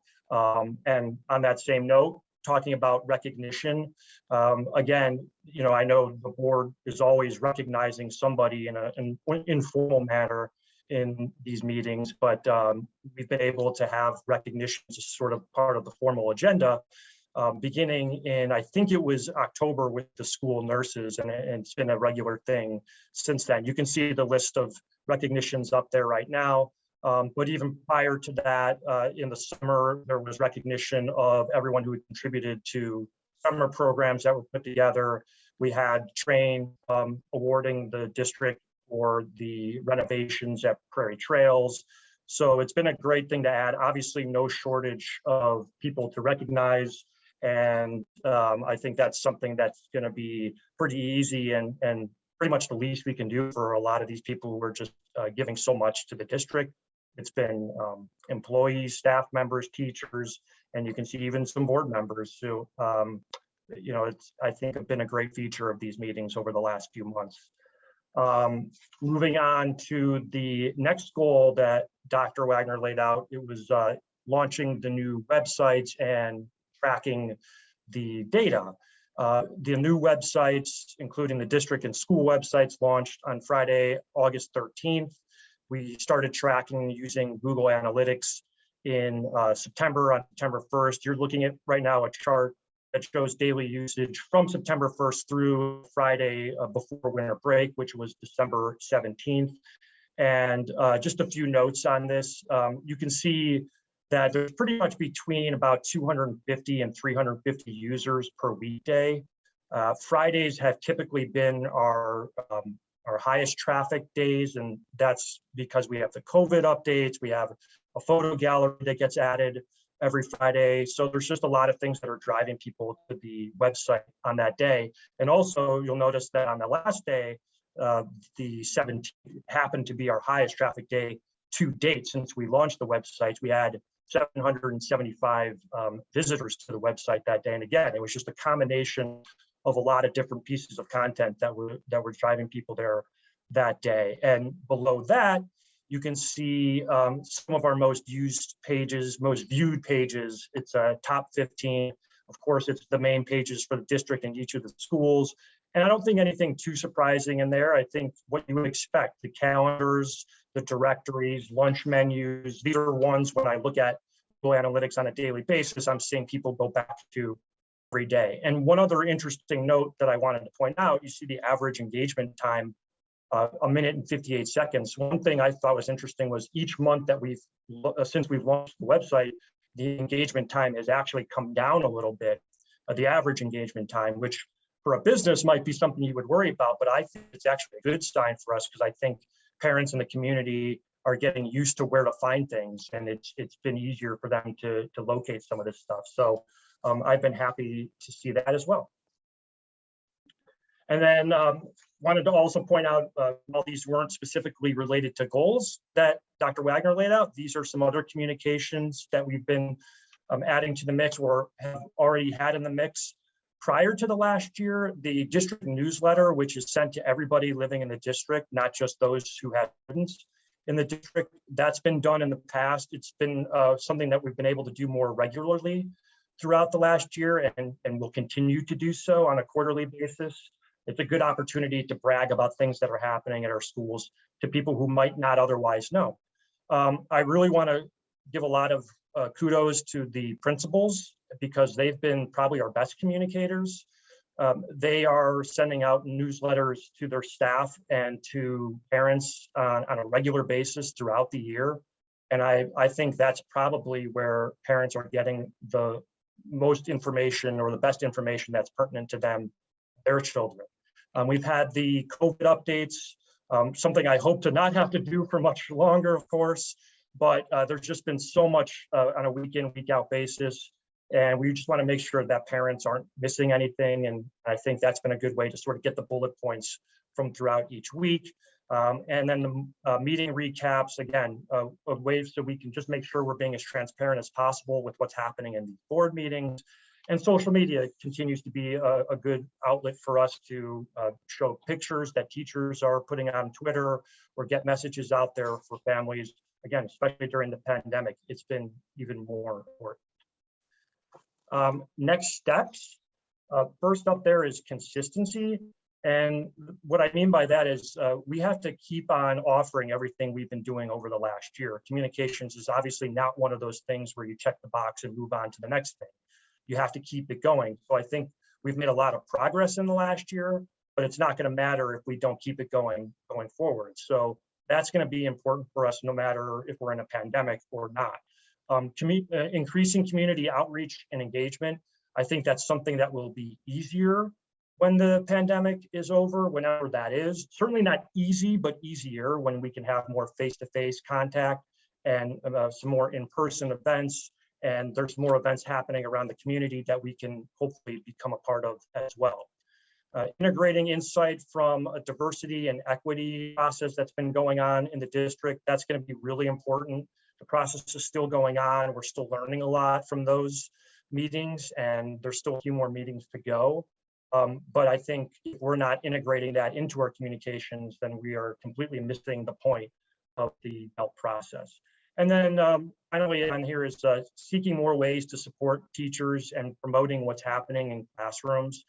There's never an end to that. I think there's the teachers are doing a great job themselves on social media of promoting these things. And we just want to keep on adding to that. And again, I think there's more we can do after the pandemic, but there's nothing that stops us from promoting these things during the pandemic as well. So this is not an all-encompassing list. There are some other next steps too, but these are some few bullet points to at least point out. And with that, I'll take your questions. And as you can see there, would love to know any other types of communications or data that you'd be interested in hearing on a weekly basis or a regular basis.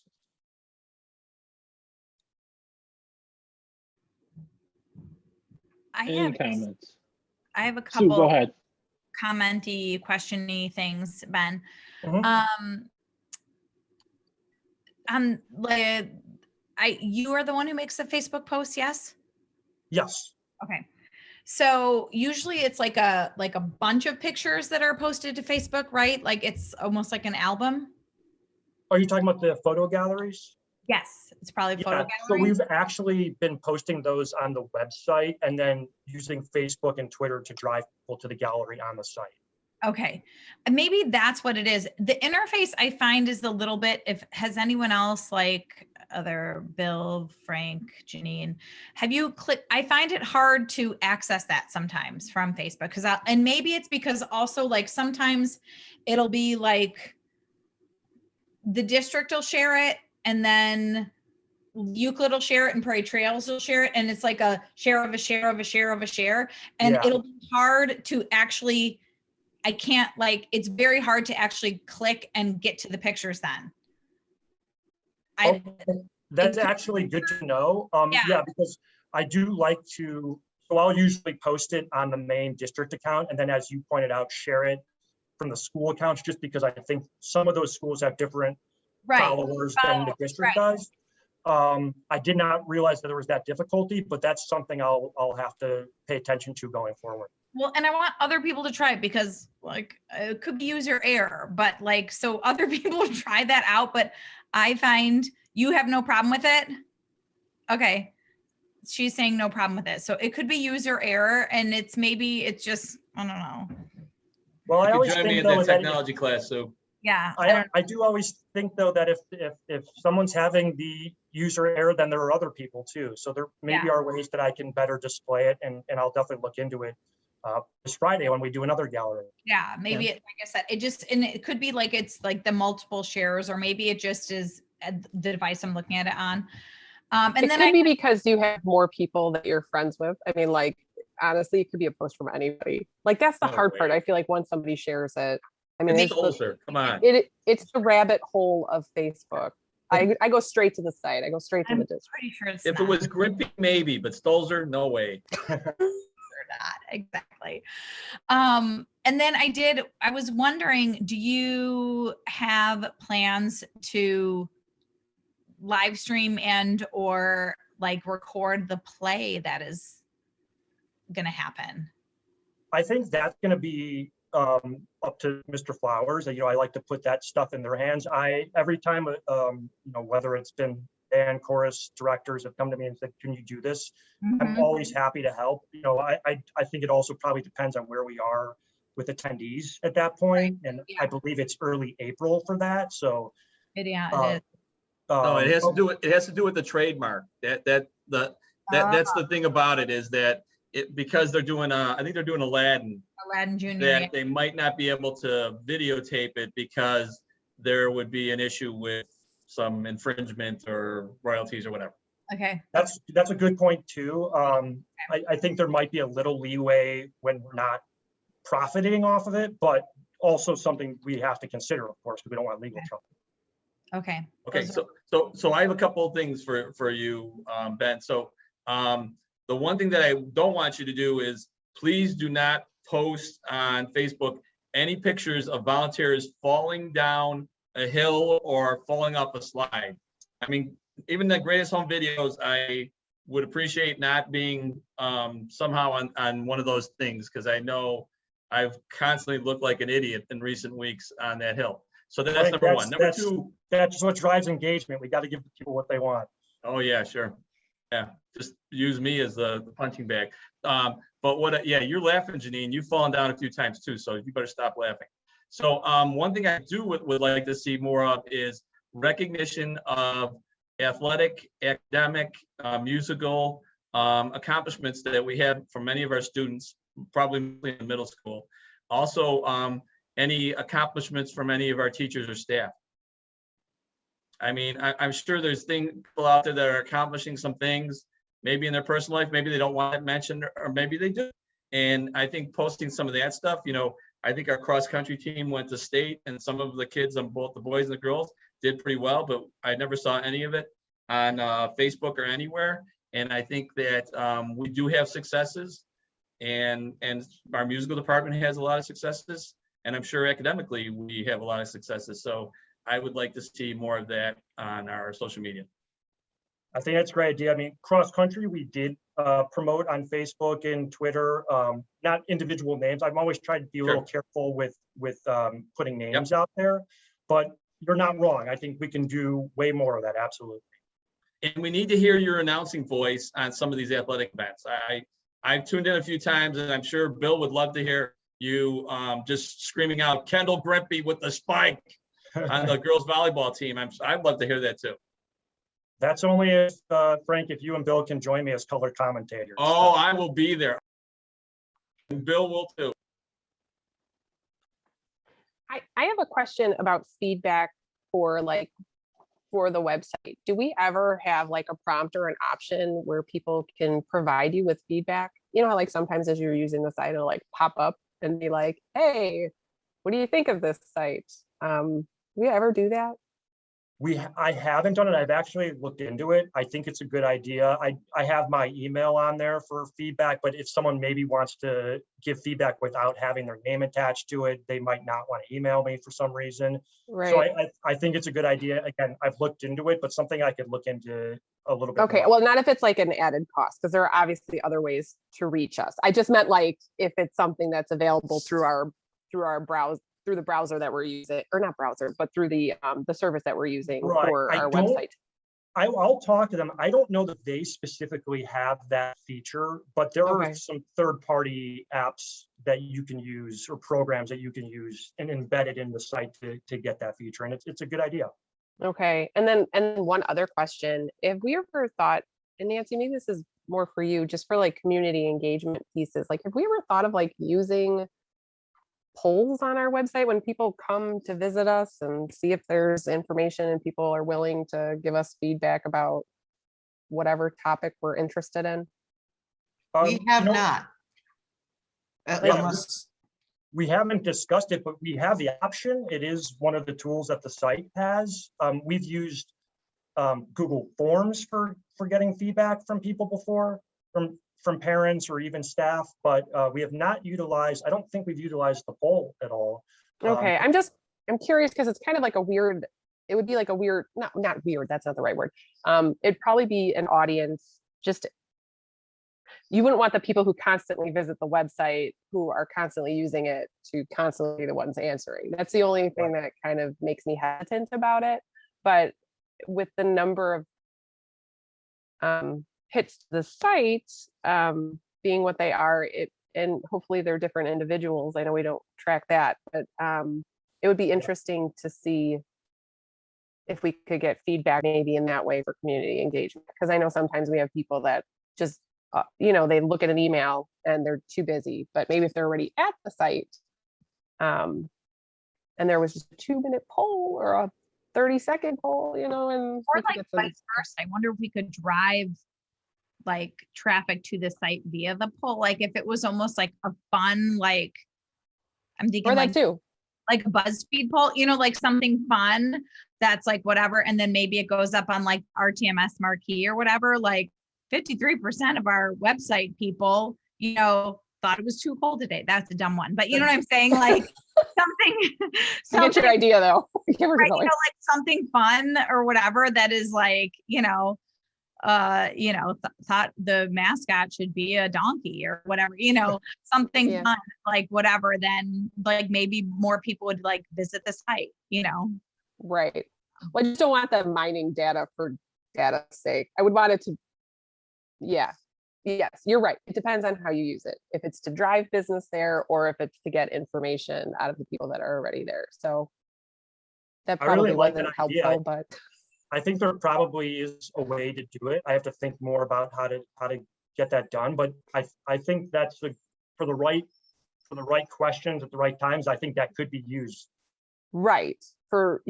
Not constantly, just for Right. things that you would really want to get Okay, certain so data. we're not talking about the donkeys, right? Did No. I miss something there? Okay. I thought that's where we were going, and I was a little bit nervous about that. You The didn't Fairy see that Trails that's the donkeys, I vote? don't think that would go over well. Oh, do you see that's we're voting for that later here. It's an action item. Uh-uh. Anybody else? Yeah, if you want some feedback on the website, Ben, that was the most needed upgrade that I could have asked for in this district for anybody Janine that pay had you to seen the say old that? website. No, but when Ben first started and he asked me what I thought this district needed, I think that was the one and only thing I said right off the bat. So it is just leaps and bounds better. It is user friendly. It is good information. It's easy to navigate. That's all the feedback you need. Great job. Thank you, Louis. And Absolutely. I appreciate that. And I will say that it's not like, I think everybody knew that, that was an important project. And But obviously nobody did it until you came. So thank you. I appreciate it. It's a lot of work, and there's with the pandemic, there just probably wasn't time for anyone to do it, but I'm glad we've been able to do it and also continue to work on it, because it's something that if you don't continue to update, it can get old really quick. So Stale and stagnant, no doubt. yeah. The only thing that I just want to make sure that we're focusing on as if and when we come to this becomes an endemic, but we've really kind of let community engagement kind of fall by the wayside because it's really hard to do. So I acknowledge that. So I just want to make sure that that's a focus as, if and when, we can start opening things up and start doing things as a community. I certainly can't, fault you, Dr. Wagner, for this. Why'd you have this pandemic ruin our community engagement? But I just want to make sure. It's said that we do focus back on there when the time is right and we're able to. I would just say though that we did like have the facilities one that we had both in person and online, and we have in some ways tried to keep up the best that we could in circumstances. So I would also, oh, sorry, Robert. No, I was going to say too that I honestly kind of miss this board format. I like seeing you all in person, but we were really getting some great attendance on Zoom, and it was it is a lot easier to follow remotely, for somebody to log into the Zoom call than it is for them to watch a stream of our meeting. So we should really think about some technologies that are out there to improve that experience for the in-person meetings for people who are remote. So I speaking for myself, I'd be open to some better technology to just do a better job producing, if you will, the board meetings so that they're more easily watchable. I think we can look into that. Obviously, as you add technology, it can be expensive with this type of equipment and cameras. It really comes down to adding more cameras, I think. But again, something worth looking into. Nice job. Anybody else before we move on? Looking around, looks like we're good to go. All right, committee reports. Curriculum committee met today. Dr. Stolzer, you're the chair. Would you like to share anything from your meeting? So we met and we talked about several items. We talked about a curriculum review cycle that Christy brought forward, which was excellent. It was a convenient chart that she is going to bring to the board at a different time. And we did talk about some other aspects more in depth, such as like math and gifted/accelerated programming, and things like that. We went, Jody brought forth the behavior plan for the district, which is part of the policy that we have been working on 7/2/30. Is that right?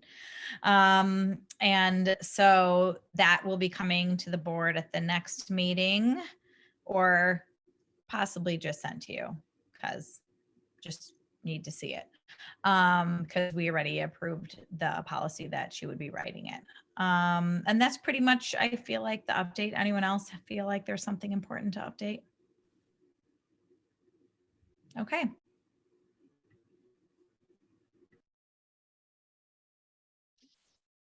That brings us to the Finance Committee. Mrs. Johnson, you are the chair.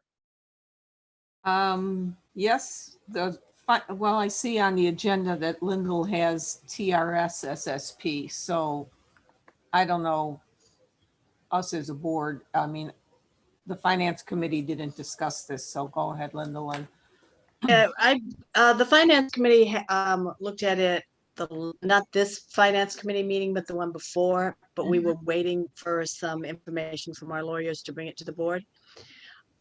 So the teachers' retirement system, it has launched its new supplemental savings plan, and it will be available to employees starting March 1st, 2022.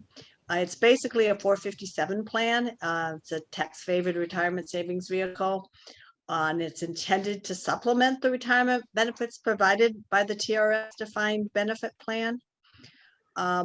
Our attorney from Francis has been very active in looking at this, and they're still concerned about some substantial issues. So they have put together a resolution that addresses, basically limits our liability for some of these issues. And so I'm recommending that the board approves this resolution rather than the one that TRS had put out as a sample, to minimize some of those liabilities. We also do offer our own 457B plan along with a 403B plan. We have a third-party administrator, Plan Connect, and they're ready to administer this new plan. So we're recommending that the board go ahead and approve the resolution as it is in the board packet. And then we will send the agreement to TRS. I have a question. On the very first page that you did your memo to us, it said on the second paragraph, the last sentence says the plan requires the board to approve the SSP participation agreement. So is that the agreement that is coming from the original people that we're now passing a resolution to change? Yes, the only thing that's different is the resolution has some extra items in it to help limit our liability, but the agreement is the one coming from TRS. Okay, so if we sign off on the agreement, we're signing off on their terms. I mean, well, the board is signing off on the resolution, the superintendent is signing off on the agreement. Well, we're just still yes. liable. The resolution does not void what the TRS is saying. No, it does not. Oh, well, I can't. It just disclaims some things. Yeah, but we sign off on what they give us as, yeah, okay. I'll be voting no. Well, so I have a question about that. So that's where I was, I think, having a little trouble understanding. Like, this is something that we have to do regardless of whether we want to do it or not. Like, because this is through TRS, we don't have an option. Like, this is what they're implementing.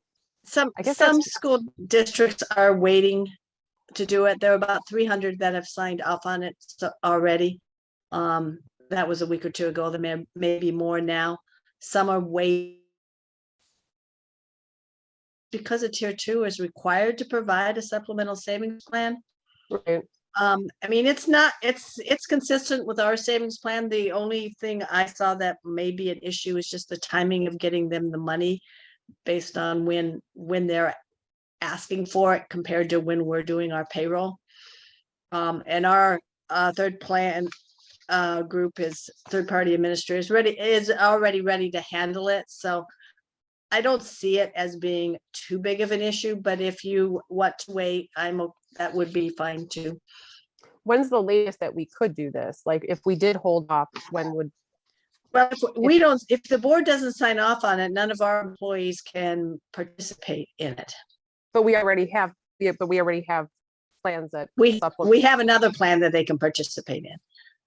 So I don't know if the risk is too much between, now I can keep reviewing it and bring it back in February. Yeah, because the only thing was where we were in your memo, it talked about pushing for that. Oh my God, not forensic, was talking about legislation to see how that was legislation. Right, to see how that was going to play out. So I'd just be interested to see if we already have a 403 and a 457. I guess what the rush would be, because is it going to be the same third? It's not. Is TRS even going to have the same third-party administrator? They have a different third-party administrator. It's a different plan. I think different than what ours has. Okay, because it was weird because it sounded like they hadn't even picked somebody yet. Like it seemed odd.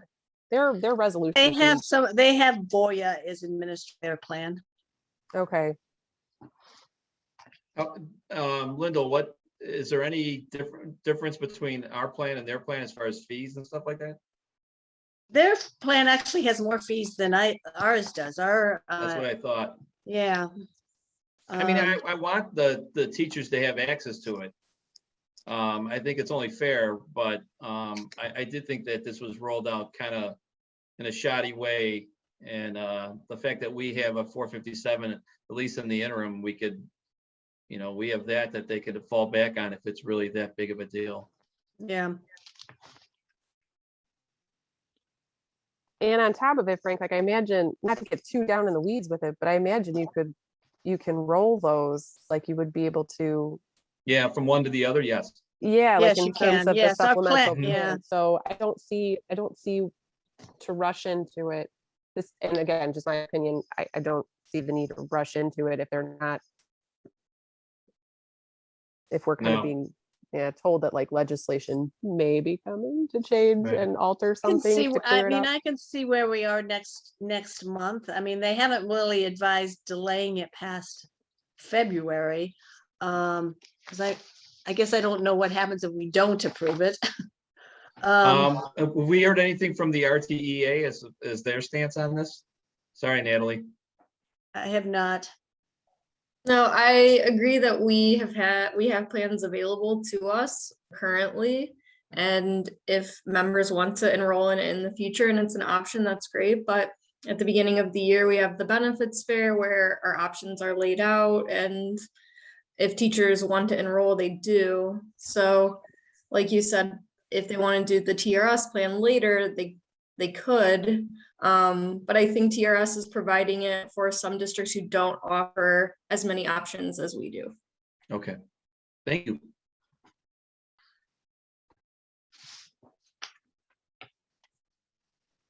Are we better off just not having it an action item today and revisiting this in February? Because if we vote on it, I would abstain from today's vote because I don't know enough about what's going on. I did read the cover letter, so I'm not coming in totally blind, but I thought there was going to be more of a presentation as to what this discussion was and not realizing it was the final conclusion. So I would personally sit this one out and would take advantage over the next 4 weeks to be a little bit more educated on the discussion at the moment. That's fair. Lyndall, what do you want to do? Do you want to just want to remove this as an action item and revisit this in February? We can do that. I'm okay with that. Because otherwise, if it gets shot down, then I don't. Yeah, I mean, we did bring it to the finance committee back probably and kind of we're waiting to see what was happening, and it seemed to be pretty much in the same situation. TRS has sent out all kinds of information to employees about it. So I didn't want to not, if the board felt it was, you know, a reasonable risk, I didn't want to not offer it to employees. But we can revisit it next month. Sounds like a plan. Next up is review and adopt the 2022-2023 student fees, and this is an action item. The Finance Committee had a very lengthy discussion on whether we should raise the fees and how much, et cetera. And as you can see from the letter that we sent out and what's going out to the parents, if this is approved, we're keeping the transportation exactly the same. We're not raising the prices at all. The rationale there was that we want to relieve as much congestion as possible. We want to keep the cars out of the parking lot. The safest place for students is to be on a bus. So hopefully, in comparison to lots of other districts surrounding us, this is a real bargain. Most people are charging $300, $400. So we're going to keep the transportation at $155 for one student, and an additional student, each additional student is $105. And what we did was we talked about the material fees, and we decided that with the rate of inflation going up and with us being hit with higher prices on items, et cetera, ourselves, we haven't raised the fees, the material fees for the last 2 years. So this year we will raise them from $180 to $195 and from $210 to $225. The Chromebook insurance, we're leaving that the same at $25.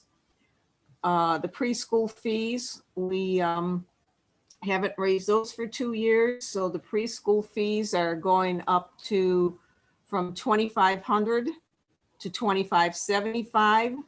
The snack fee will stay the same at $50. And then when it comes to the food services, we have to charge enough money to cover what the federal program reimburses us. Is that the way that works, Lyndall? Basically, we have to charge students that pay for lunch enough to cover all of the costs and something along the lines of what the federal government reimburses. Yes. Okay. So with that being said, a student lunch, the ones that have to be paid for, it will be raising from $3 to $3.15. And an enhanced lunch is going up 15 cents also from $3.60 to $3.75. Breakfast is only going up a nickel from $1.85 to $1.90. And milk, we haven't raised milk prices in probably 20 years. When my kids were here, they were 50 cents. So we're going from 50 to 55 cents. So it was not a unanimous decision on everything, but there's enough of it to bring forward what you have here in front of you. And we'll take any questions regarding the fees. I can see Janine making faces. What's up, Janine?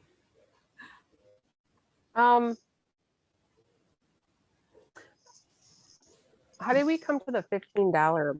I'm so sorry that I missed the finance meeting. I apologize. You know, normally I'm religious about attending. I'm just curious because I know that there are still like a lot of families struggling, and it's around a 7% increase rate, which is what did that come to, Lyndall? Yes, you're saying like right around it's around 7%, and the CPI this year was 7%. So the Finance Committee has always looked at the CPI, and rather than wait a whole bunch of years and then raise it a lot, raise it every year by about the CPI. I And that's kind know.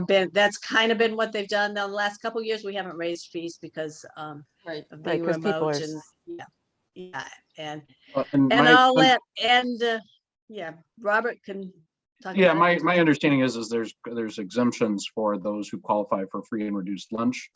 So No, I know. basi- Yeah, I know for basically free the and ones reduced. that basically the ones that are paying these fees are the folks that are not, which my my take and on this was that I mean, there's a segment of the economy that and people that are doing poorly and affected negatively, by COVID, but there's others that are doing just fine. So, I think it was appropriate to, and quite frankly, with inflation, you got to make adjustments because, we're not a charity here. And if we don't raise our fees, that money's got to come from somewhere. And by raising fees modestly in line with inflation for the most part, and in some ways a little bit more, I don't want to say more aggressively, but I still think very appropriately. These are the numbers. No, I know. And normally, obviously, I normally am a proponent. I don't even know what I would bring back as a proposal. It's just with inflation and raising fee. I feel like it's sometimes compounding the problem that people are already experiencing. And there are people that are just above that free and reduced rate now that yeah, but again, we can't understand we're not single-handedly as an entity fix those I social know. problems. I we know, have it's to just respond to those. I totally agree. I think it's a compounded problem from a lot of different ways. I was going to say with inflation and then with everything being reassessed last year and people's taxes going up, and there are a lot of moving pieces plus COVID. I feel like this year has kind of been a little bit messier because normally I normally agree with like the small percent increase. I fully supported Robert in this choice in going up the $15. I'm looking, 4 years ago, it was $15 less. So it was basically $5 a year, but we didn't have any increase in the past 2 years when it was really tough for a lot of people and a lot of uncertainty. I think one thing that I favored was understanding that this $15 does not impact the free and reduced people whatsoever. All you hear around is that people are getting more jobs, leaving their jobs, getting higher pay. And it's not a 7% increase on $50,000, right? It was a 7% on 180. And I think also to Robert's point, if we don't at least keep up, eventually we're going to become so far behind that it's like, hey, it's $30 increase. And then nobody's going to like that. So this is kind of just keeping in line with where the whole economy is going. And I understand like maybe a lot of prices are going up, but maybe Target can cut their prices a little bit for the average American and not the school districts.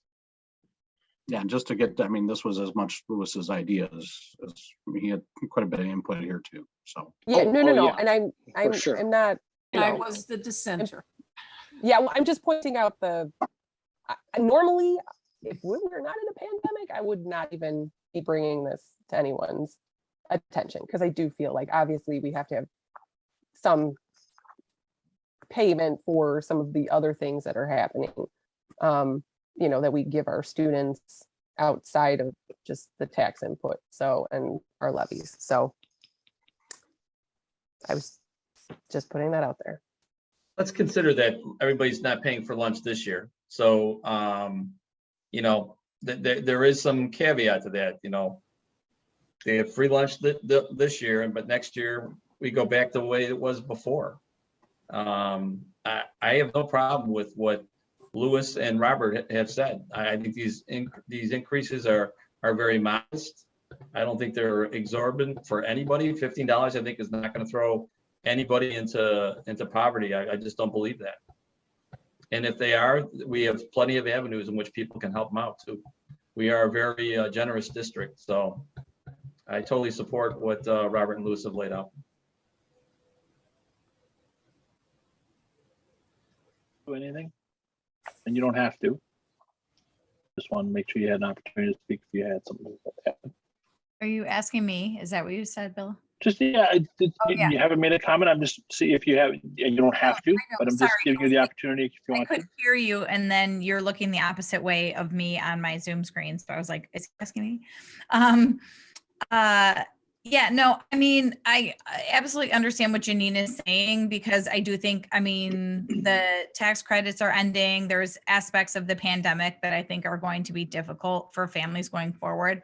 But by the same token, I do think that we have to make some incremental changes. Otherwise, at some point, it's going to be like a big, it will be a big shift. And I think this is a fair increase. And like, When does this get announced to everybody? So that way it's not a sudden yeah, bit of news. It would be very soon. We do registration coming up. Matt, I'm looking to you, even though I don't know which side you're actually on. Mid-February, like February 16th, yeah. Yeah. That's why we bring it to the board here in January. It's kindergarten registration, that's in February. Okay, how do we want to do? Do you want to do each one individually? What's the best way to approve this? It's an action item, so obviously we need a motion in a second, but do you guys want to I mean, I could read them all and we can approve them all at once, or do we want to? Let's not do it one at a time unless somebody wants it that way. Can I just say that? Yeah. Okay. You can do the whole thing, Bill, and then like I will be voting no, and I will say why. Okay, then let me get a motion and a second to approve the 2022-2023 student fees as suggested by the Finance Committee. So moved. Second. Yes, first one in. Moved by Lewis, second by Fiorito.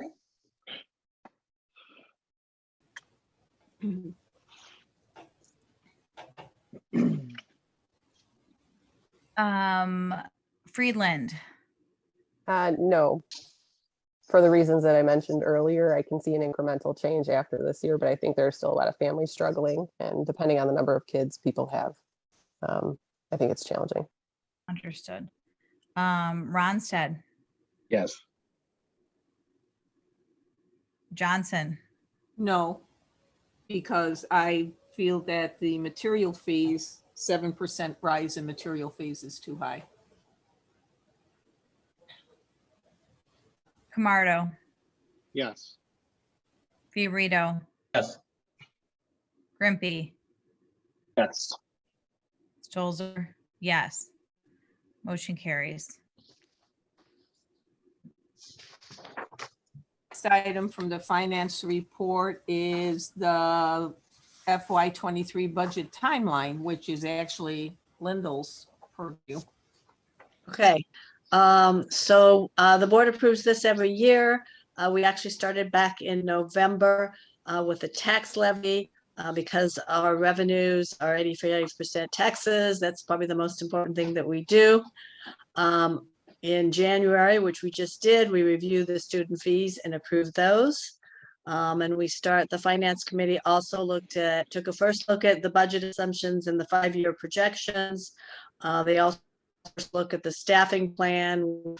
We'll probably bring back to you in February, bring to the whole board in February. Administrators are starting to look at their budgets.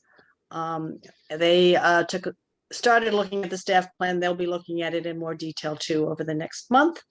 And then we spend basically February through April putting the whole budget together from the bottoms up. Finance committee reviews it in May, and the board will review the preliminary budget in June. And then we look at projections again in July. The board adopts the budget, or doesn't adopt the budget, puts it on display for 30 days in July. And then in September, there's a public hearing and the board adopts the budget. So that's the timeline. Okay, so let me get a motion in a second to adopt the fiscal year 2023 budget timeline as Lyndall just laid out.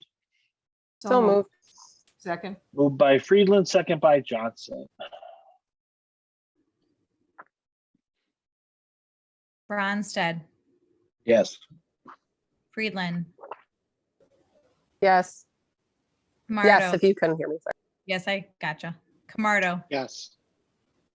Johnson, Yes. Grimpy, Yes. Stolzer, yes. Fiorito, Yes. motion carries. Okay, Operations Committee, Mr. Fiorito, you are the chair. I am. Okay, Lyndall, are we gonna have a meeting? I know we canceled the recent one.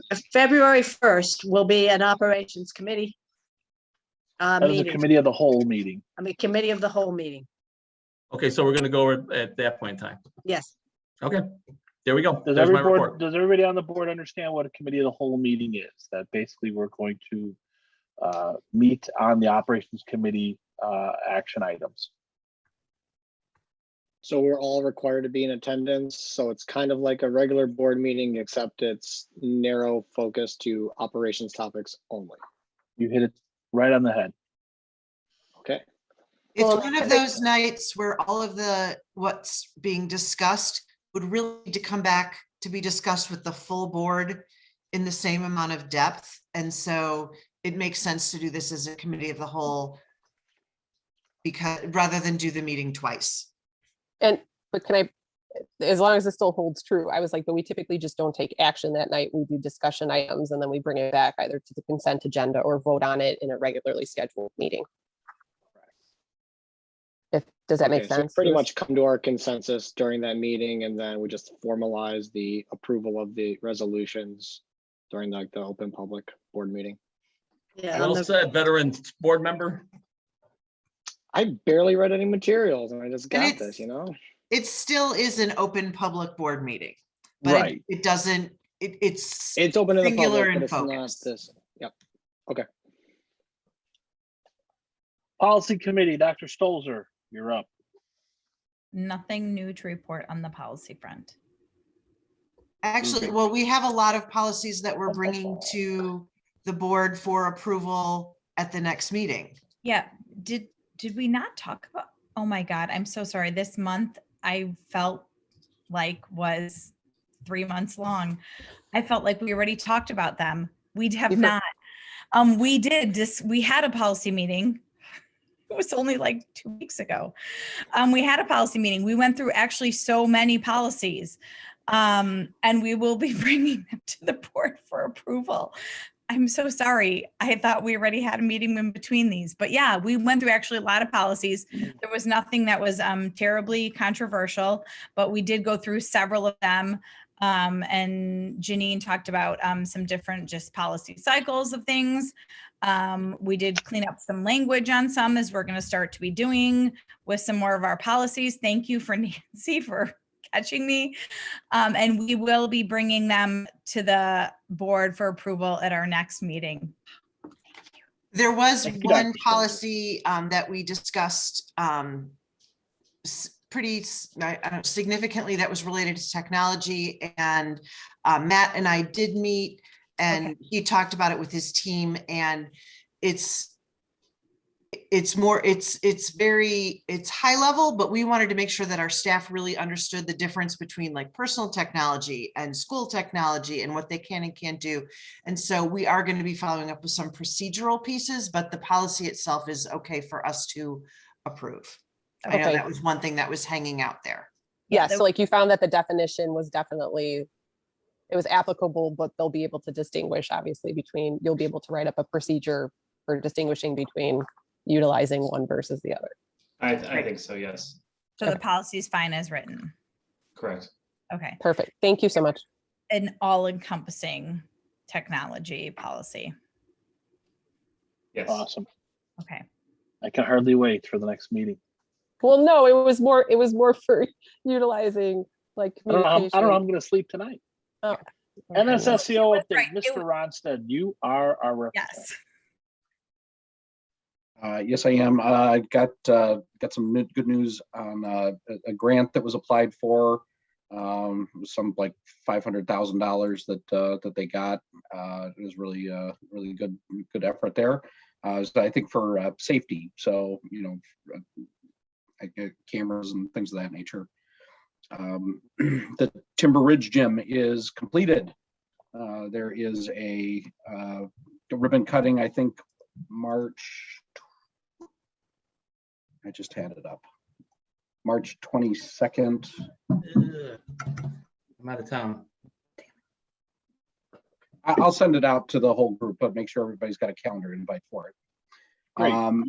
There is some, with the new rules that have been put in place with restraint and timeout rooms and isolated timeouts, there has been at least I don't know if it's definitively there's definitely some troubles with behavioral problematic kids that need, well, I don't want to say that need those kinds of supports, but in some cases, some tools have been legislated out of the staff's abilities. So the administration is working to maybe go back and talk through those a little bit more and see if there's some legislative things to work out there. The NSSEO, like our school, has been hit by COVID and quite a few adaptive pauses, and they're doing it more by classrooms, my own family included, just because the services that are delivered there are much closer in proximity. And then and then future topics too. I asked the NSSEO is it's a consortium of the different the school districts around here, but we have quite a real estate portfolio and some things that we do and don't own, like they own some classrooms in one school district and lease them out, and they don't own minor, and just with some of the administrators getting towards the end of their tenures, we've asked to do a review on the real estate portfolio at some point here, not anytime soon with all the other stuff going on. But that's the big stuff, and definitely encourage you to come out and see the Timber Ridge Gym when it comes on spec. It was done on time or ahead of time, under budget.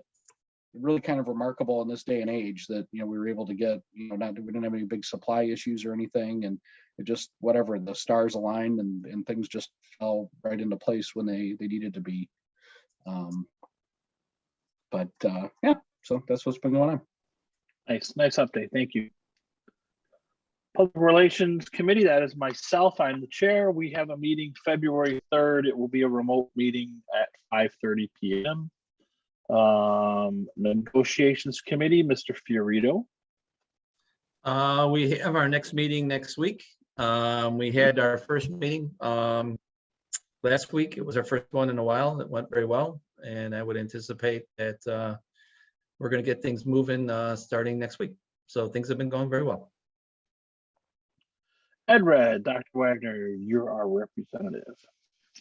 The dinner was postponed, and you'll be hearing more about that. And I know that you were really excited to hear me speak, but Jody is going to actually be speaking on that panel. I got her to do it for me because we really needed someone in her role, and she's amazing. And so I thought that we'd have her do that. All right, President's report. Thursday is a volleyball match at River Trails Middle School, and the Kendall Grimpy fan club will be in attendance. There's a board professional growth meeting January 25th from 7 to 9 at Prairie Trails.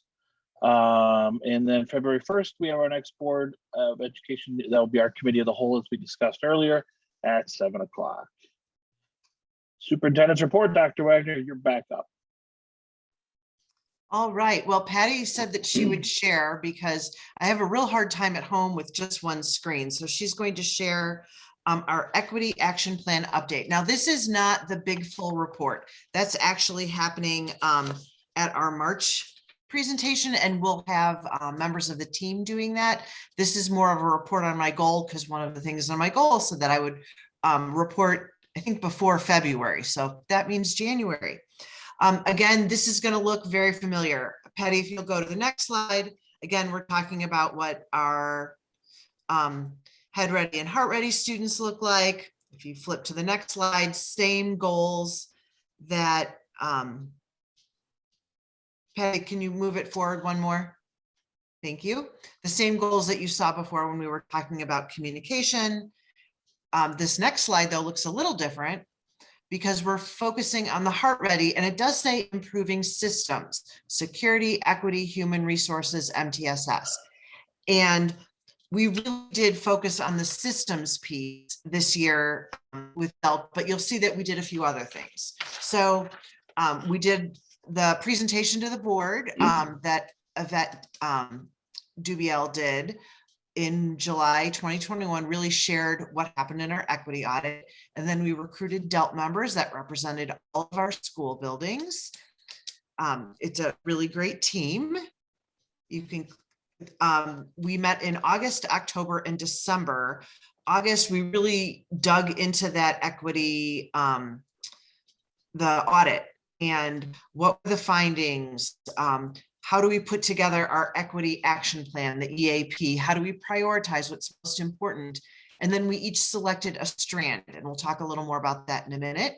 In October, we spent we spent a lot of time drafting district-wide objectives, how we're going to measure them, what do they align with? Like, do they align with our strategic plan? Do they align with other things that we're doing? And really identifying the tasks, the accountability, and the timelines. Most of this, though, was for goals for 22-23.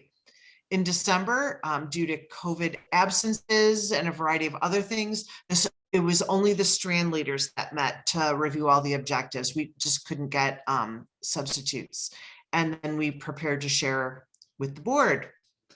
So now you can go to the next slide, Patty. So there were 5 strands, and I'll talk a little more about them. I think that the family community as agency is the one that's the most confusing. But I will really talk about what we've done this year in each of those strands. So the first strand is the systems strand, and that's really talking about policies, processes, procedures, initiatives, decision-making, all of those pieces. And we started by defining what equity was, and we posted that on our website. The policy committee was great about putting that gender inclusive overall policy, and then committing to changing the pronouns that are in our policies over the next 5 years. And then the biggest goal, which seems kind of silly, which is to develop transparent, intentional, and measurable equity goals for 22-23. And that's what everybody has been working on, is really putting those goals together. The next area, teaching and learning, really makes sense. Intentionally embed equity-driven pedagogy, and that's really how you teach in curriculum, resources, instructional approaches. And where we needed to start was that the strand members wanted more professional development for themselves so they could understand what this all looked like. So a great short-term goal, perfect place to start. In terms of the student voice, climate, and culture, in looking at the information from the equity audit, it really stood out that we needed something for students to take a leadership role, and that's looking at models for a student equity advisory committee. So that's what they've been focusing on, in addition to writing their goals for the next year. Professional learning, and that one's been really pretty cool. Really, what does it look like? What kind of professional learning and growth do we need? And we went back to that Panorama data that we had, that if you remember that data that Jody shared, the SEL data for our staff and for our students. And this group also started to create a repository of learning resources on equity, which is really amazing. And then we had Yvette presented to all of our staff on January 22nd at our Institute Day, that continuing our equity journey. So that's been really amazing. Family and community as agency. And this one is, we're really partnering with families. And I hate to say this Project Connect, which we were really excited about for tomorrow night, we have to postpone it. Due to COVID, RSVPs were very low. We know that a lot of people who were planning on coming can't come. Even some of our staff that we're going to present, it's just not going to happen right now. So I'll talk in a moment about when we may do it again, or may schedule it a little bit later. I think one of the really cool things about DELT is that in addition to all of these things, in between each meeting, we get some suggested things to read or like listen to, like a podcast or watch a video. And we spend some time discussing that. We even talked about, so it's our own professional growth for everyone on the committee in between. And it also could be have a conversation about equity with someone, whether it's a family member, a friend. It's really very eye-opening looking at what different people think it means, and who's included, who's not included. And we've all been growing during this time. So we're really excited about that. We have a February DELT meeting. It's on the 22nd. And I am keeping my fingers crossed that we can safely get everyone there. Most of the subs are covered at this point in time, but if we wind up with what we had the past 2 weeks, we probably can't, but I'm very much hoping that we can have that meeting. We're going to put together our presentation of the goals for 22-23 and beyond. And we're really excited about that. And that's my goal update. Are there any questions at this point in time, or anything that you want to make sure that we address when the team comes back to present in March? And if you think of something in between now and March, please, you can let me know that then. So I do want to make, sorry.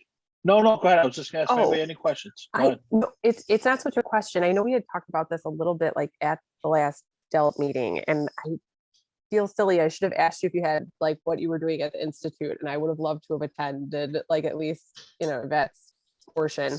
But I know we had talked about sharing, why am I blanking on the name of the tool that is like the repository for all of the articles and everything that we were pooling together? The I'm totally Padlet. blanking. Thank you. Padlet. I'm like, thank you, Matt.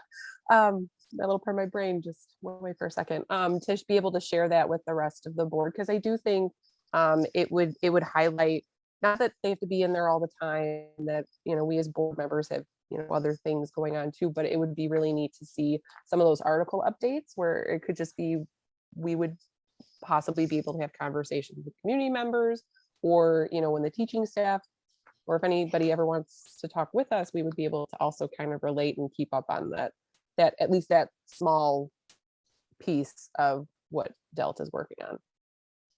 I think that's great. We put that resource together, so it would be great to share it with the board. I will. And it really is wonderful. I can't highlight it enough to my fellow board members. It's a really neat way to share information and stay up to date, because obviously not everyone here is in education. So. And I like the fact that some people enjoy listening to podcasts, or you could read a really short article. You could read a really long book, or whatever suits what you need. So the variety is great. Yeah, thank you. Anybody else? All right, plans there was for the one committee. More. Oh, yeah, there was one more piece of my update, and that was, of course, to talk a little bit about the committee of the whole, focusing on operations. So I don't need to talk about that. But we were supposed to have a community engagement meeting on March 1st. And the plan was, we thought we would need to start rolling out referendum pieces, and that it would be related to operations. And I don't think we're going to be in the right place yet by March 1st to have that particular meeting. I don't think that we'd be looking at a referendum until close to 2025. It is a little early in 2022 to be looking at starting that momentum. And I don't think that we have all of the information we need to have that meeting and use people's time in a worthwhile manner. That meeting that was supposed to be on January 19th we probably could move to March 1st. It is really focusing though on our parents who speak another language. Most of the sessions will be in whatever that native language is. So we're at this point where we could pick a new topic for community engagement. We could postpone it. We could cancel it. The EL connecting our people will happen regardless of what the board decides to do with community engagement. Any opinions, any thoughts, any feelings? So just clarification question. You're saying the original community engagement, so basically part 2 from that first one where we're at Prairie Trails in September-ish for March 1st. And so are you, Nancy, asking if it should be canceled or just postponed for that topic, or just community engagement as a whole, or using that reserve date for this language arts or ELA? What's the exact question? English learners, sorry, okay. English learners. So the question, what unfortunately the answer is yes. We could do any of those things. I don't think that it would be a good time to talk about the next step in operations. I don't think we're ready for that yet. So we could either use it for a different topic, or we could postpone it, and possibly COVID will look less imposing, and we may be at a better time. It may be a better spot. The board may have made some decisions or moving forward, and we'll know what kinds of questions and what information we want from the community. I kind of lean towards postponing it, thinking that we'll know more of the board's direction, and COVID will hopefully have us in a better position. That's just my opinion. That's just one person's opinion. I welcome anybody else to chime in. I share that same opinion. I would agree in postponing it, just because I do think it's obviously it's an important topic, or we wouldn't be focusing on it at all. So I don't, to kick the can down the road is sometimes frustrating, but I would rather do that than cancel it altogether. Just because it is difficult to figure out true community engagement pieces. And I think that this is a big focus for us right now. Okay, I don't want to sound selfish, but I'd like to keep that date open, because I think if we get momentum regarding negotiations, that's another available date that we could possibly use. So that's my 2 cents. I would also postpone it, keep it for negotiations, whatever you need. Just with the small caveat of thinking that I want us to be mindful that we're not only having community engagement when we're thinking about a referendum. I want us to engage with our community and talk with our community, not just when we are like, oh, we're going to need a referendum, so let's now talk to them. So that's my only thought. Well, not to mention the board has not made any decisions about any referendum, period. I absolutely concur with you. And it was just said that. No, I understand. The word keeps coming up, and I know the public's going to hear it, and I can't reiterate enough that no member of the board has voted on a single motion that had the word referendum in it. So, just want to make sure that's Bill, blatantly obvious. To totally agree with you, it was one of the things that we may have discussed at that community engagement was, is this something that the community is open to? But we're not at a point yet where we're ready to give them enough information that we could get that kind of answer. So yes. Absolutely. Yeah, and I would love to just engage with my community where we're not having those discussions. I also don't want to talk about COVID for 3 hours. Yeah. So right, exactly. Yeah. So I'd love to talk about all kinds of things that might be. I don't think if we had a meeting, then we would not talk about anything other than COVID. But yes, I'd love to engage with the community and talk about other things. I think it was actually a really fruitful discussion that we had about operations. That wasn't, I didn't feel like it was necessarily having to go right to a referendum, but. What about equity? I mean, it's staring us in the face here.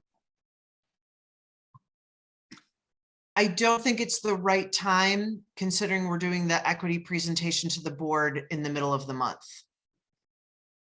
Well, yeah, okay. I mean, not for the next one necessarily, but But you're saying for a future topic. yeah, for a future topic. Yeah. You know, Sue's saying that we shouldn't be doing, you know, just for referendum stuff. I think equity is a good place for us to be involved in the community. Absolutely. No, great point. Okay. Future topics. Does anybody have any topic they would like to discuss for future consideration? Not at this time. Not at this time. Okay, we had I saw at least one FOIA request, might have been two if I misread it. So, but Patty took care of it. Thank you, Patty. And this comes to the second chance for visitor comments. If there's any member of the community who would like to address the board, please do so in the Zoom chat. We'll give you a couple minutes to maneuver your way into that and type up a response for us, or type up a question or a comment to us. Again, the board may not address it individually. We may have to do it at a future day with a member of the administration or a member of the board. So we'll give them a couple minutes. I would like to make a comment as my Prairie Trails teacher self and express gratitude towards Janine and Frank. Again, I didn't want to steal the thunder of this on the agenda, so saved it for the second comments, but both of you coming out every single day to Prairie Trails and helping on the playground is just unbelievable. Sometimes we maybe thought, oh, it'll be a week or 2 weeks, you know, they're out there showing their face, but it is every day. And for anyone who thinks recess is just fun and playtime, it is, but it's also not. It can be very tough and challenging, and kids, they need a lot. So we really, really appreciate you and couldn't do it without you. Thank you, Mrs. Hudson. Very nice. And the box is open. We've had no comments. In 2 minutes. Give them 1 more minute and then we're moving on.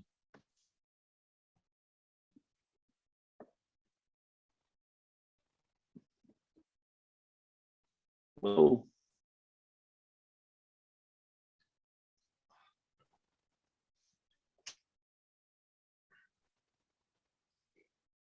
All right, we are going to take a short break and go into closed session for the matters of.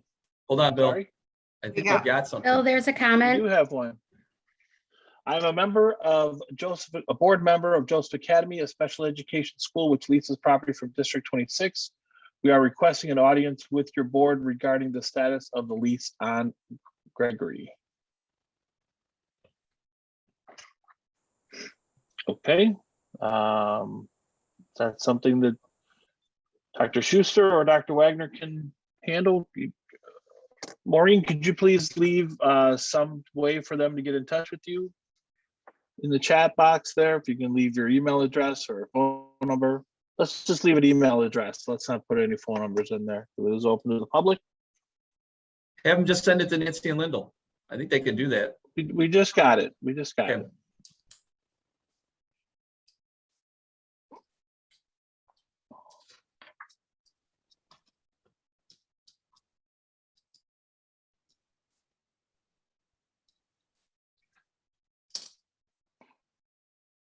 We're good, Dr. Wagner? I've got it written down. I just wanted to tell my team, except for Lyndall, that there will be no action after closed session. So if you want to climb in and under the covers, you can go do that. Thanks, everybody. Good job tonight. And so we're going to take a short break before going into closed session for the matters of personnel, students, litigation, leases, and negotiations. The board may take action upon exit of closed session. At this time, we don't anticipate any, but we may take action upon exit of closed session. And it's 10:18. Let's meet you there on the flip side at 10:30.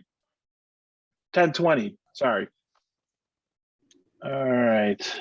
I mean, the only thing we got is recap, and I do just want to thank, I thought everybody brought their A game tonight. Everybody had great questions. Great comments. Everyone was engaged throughout all the presentations. We had there was a lot of meat on these bones tonight. So, and it's 11:24. So I appreciate everybody sticking through it. And that's my recap. So I will entertain a motion a second to adjourn. So moved. Second. Moved by Friedland, second by Johnson.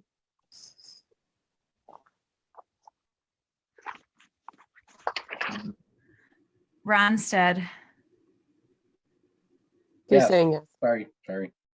Okay. Yes. Friedland, Yes. Camardo, Yes. Stolzer, yes. Fiorito. Absent. Oh, shoot. I can't mark him absent. Just keep going, Sue. Okay. Sorry. Grimpy Yes. and Johnson. Yes. We are adjourned at 11:25. 11:25. So on the agenda, it says next regular meeting is a committee of the whole. It's not. The next meeting is next Tuesday at Prairie Trails. It is our self-evaluation.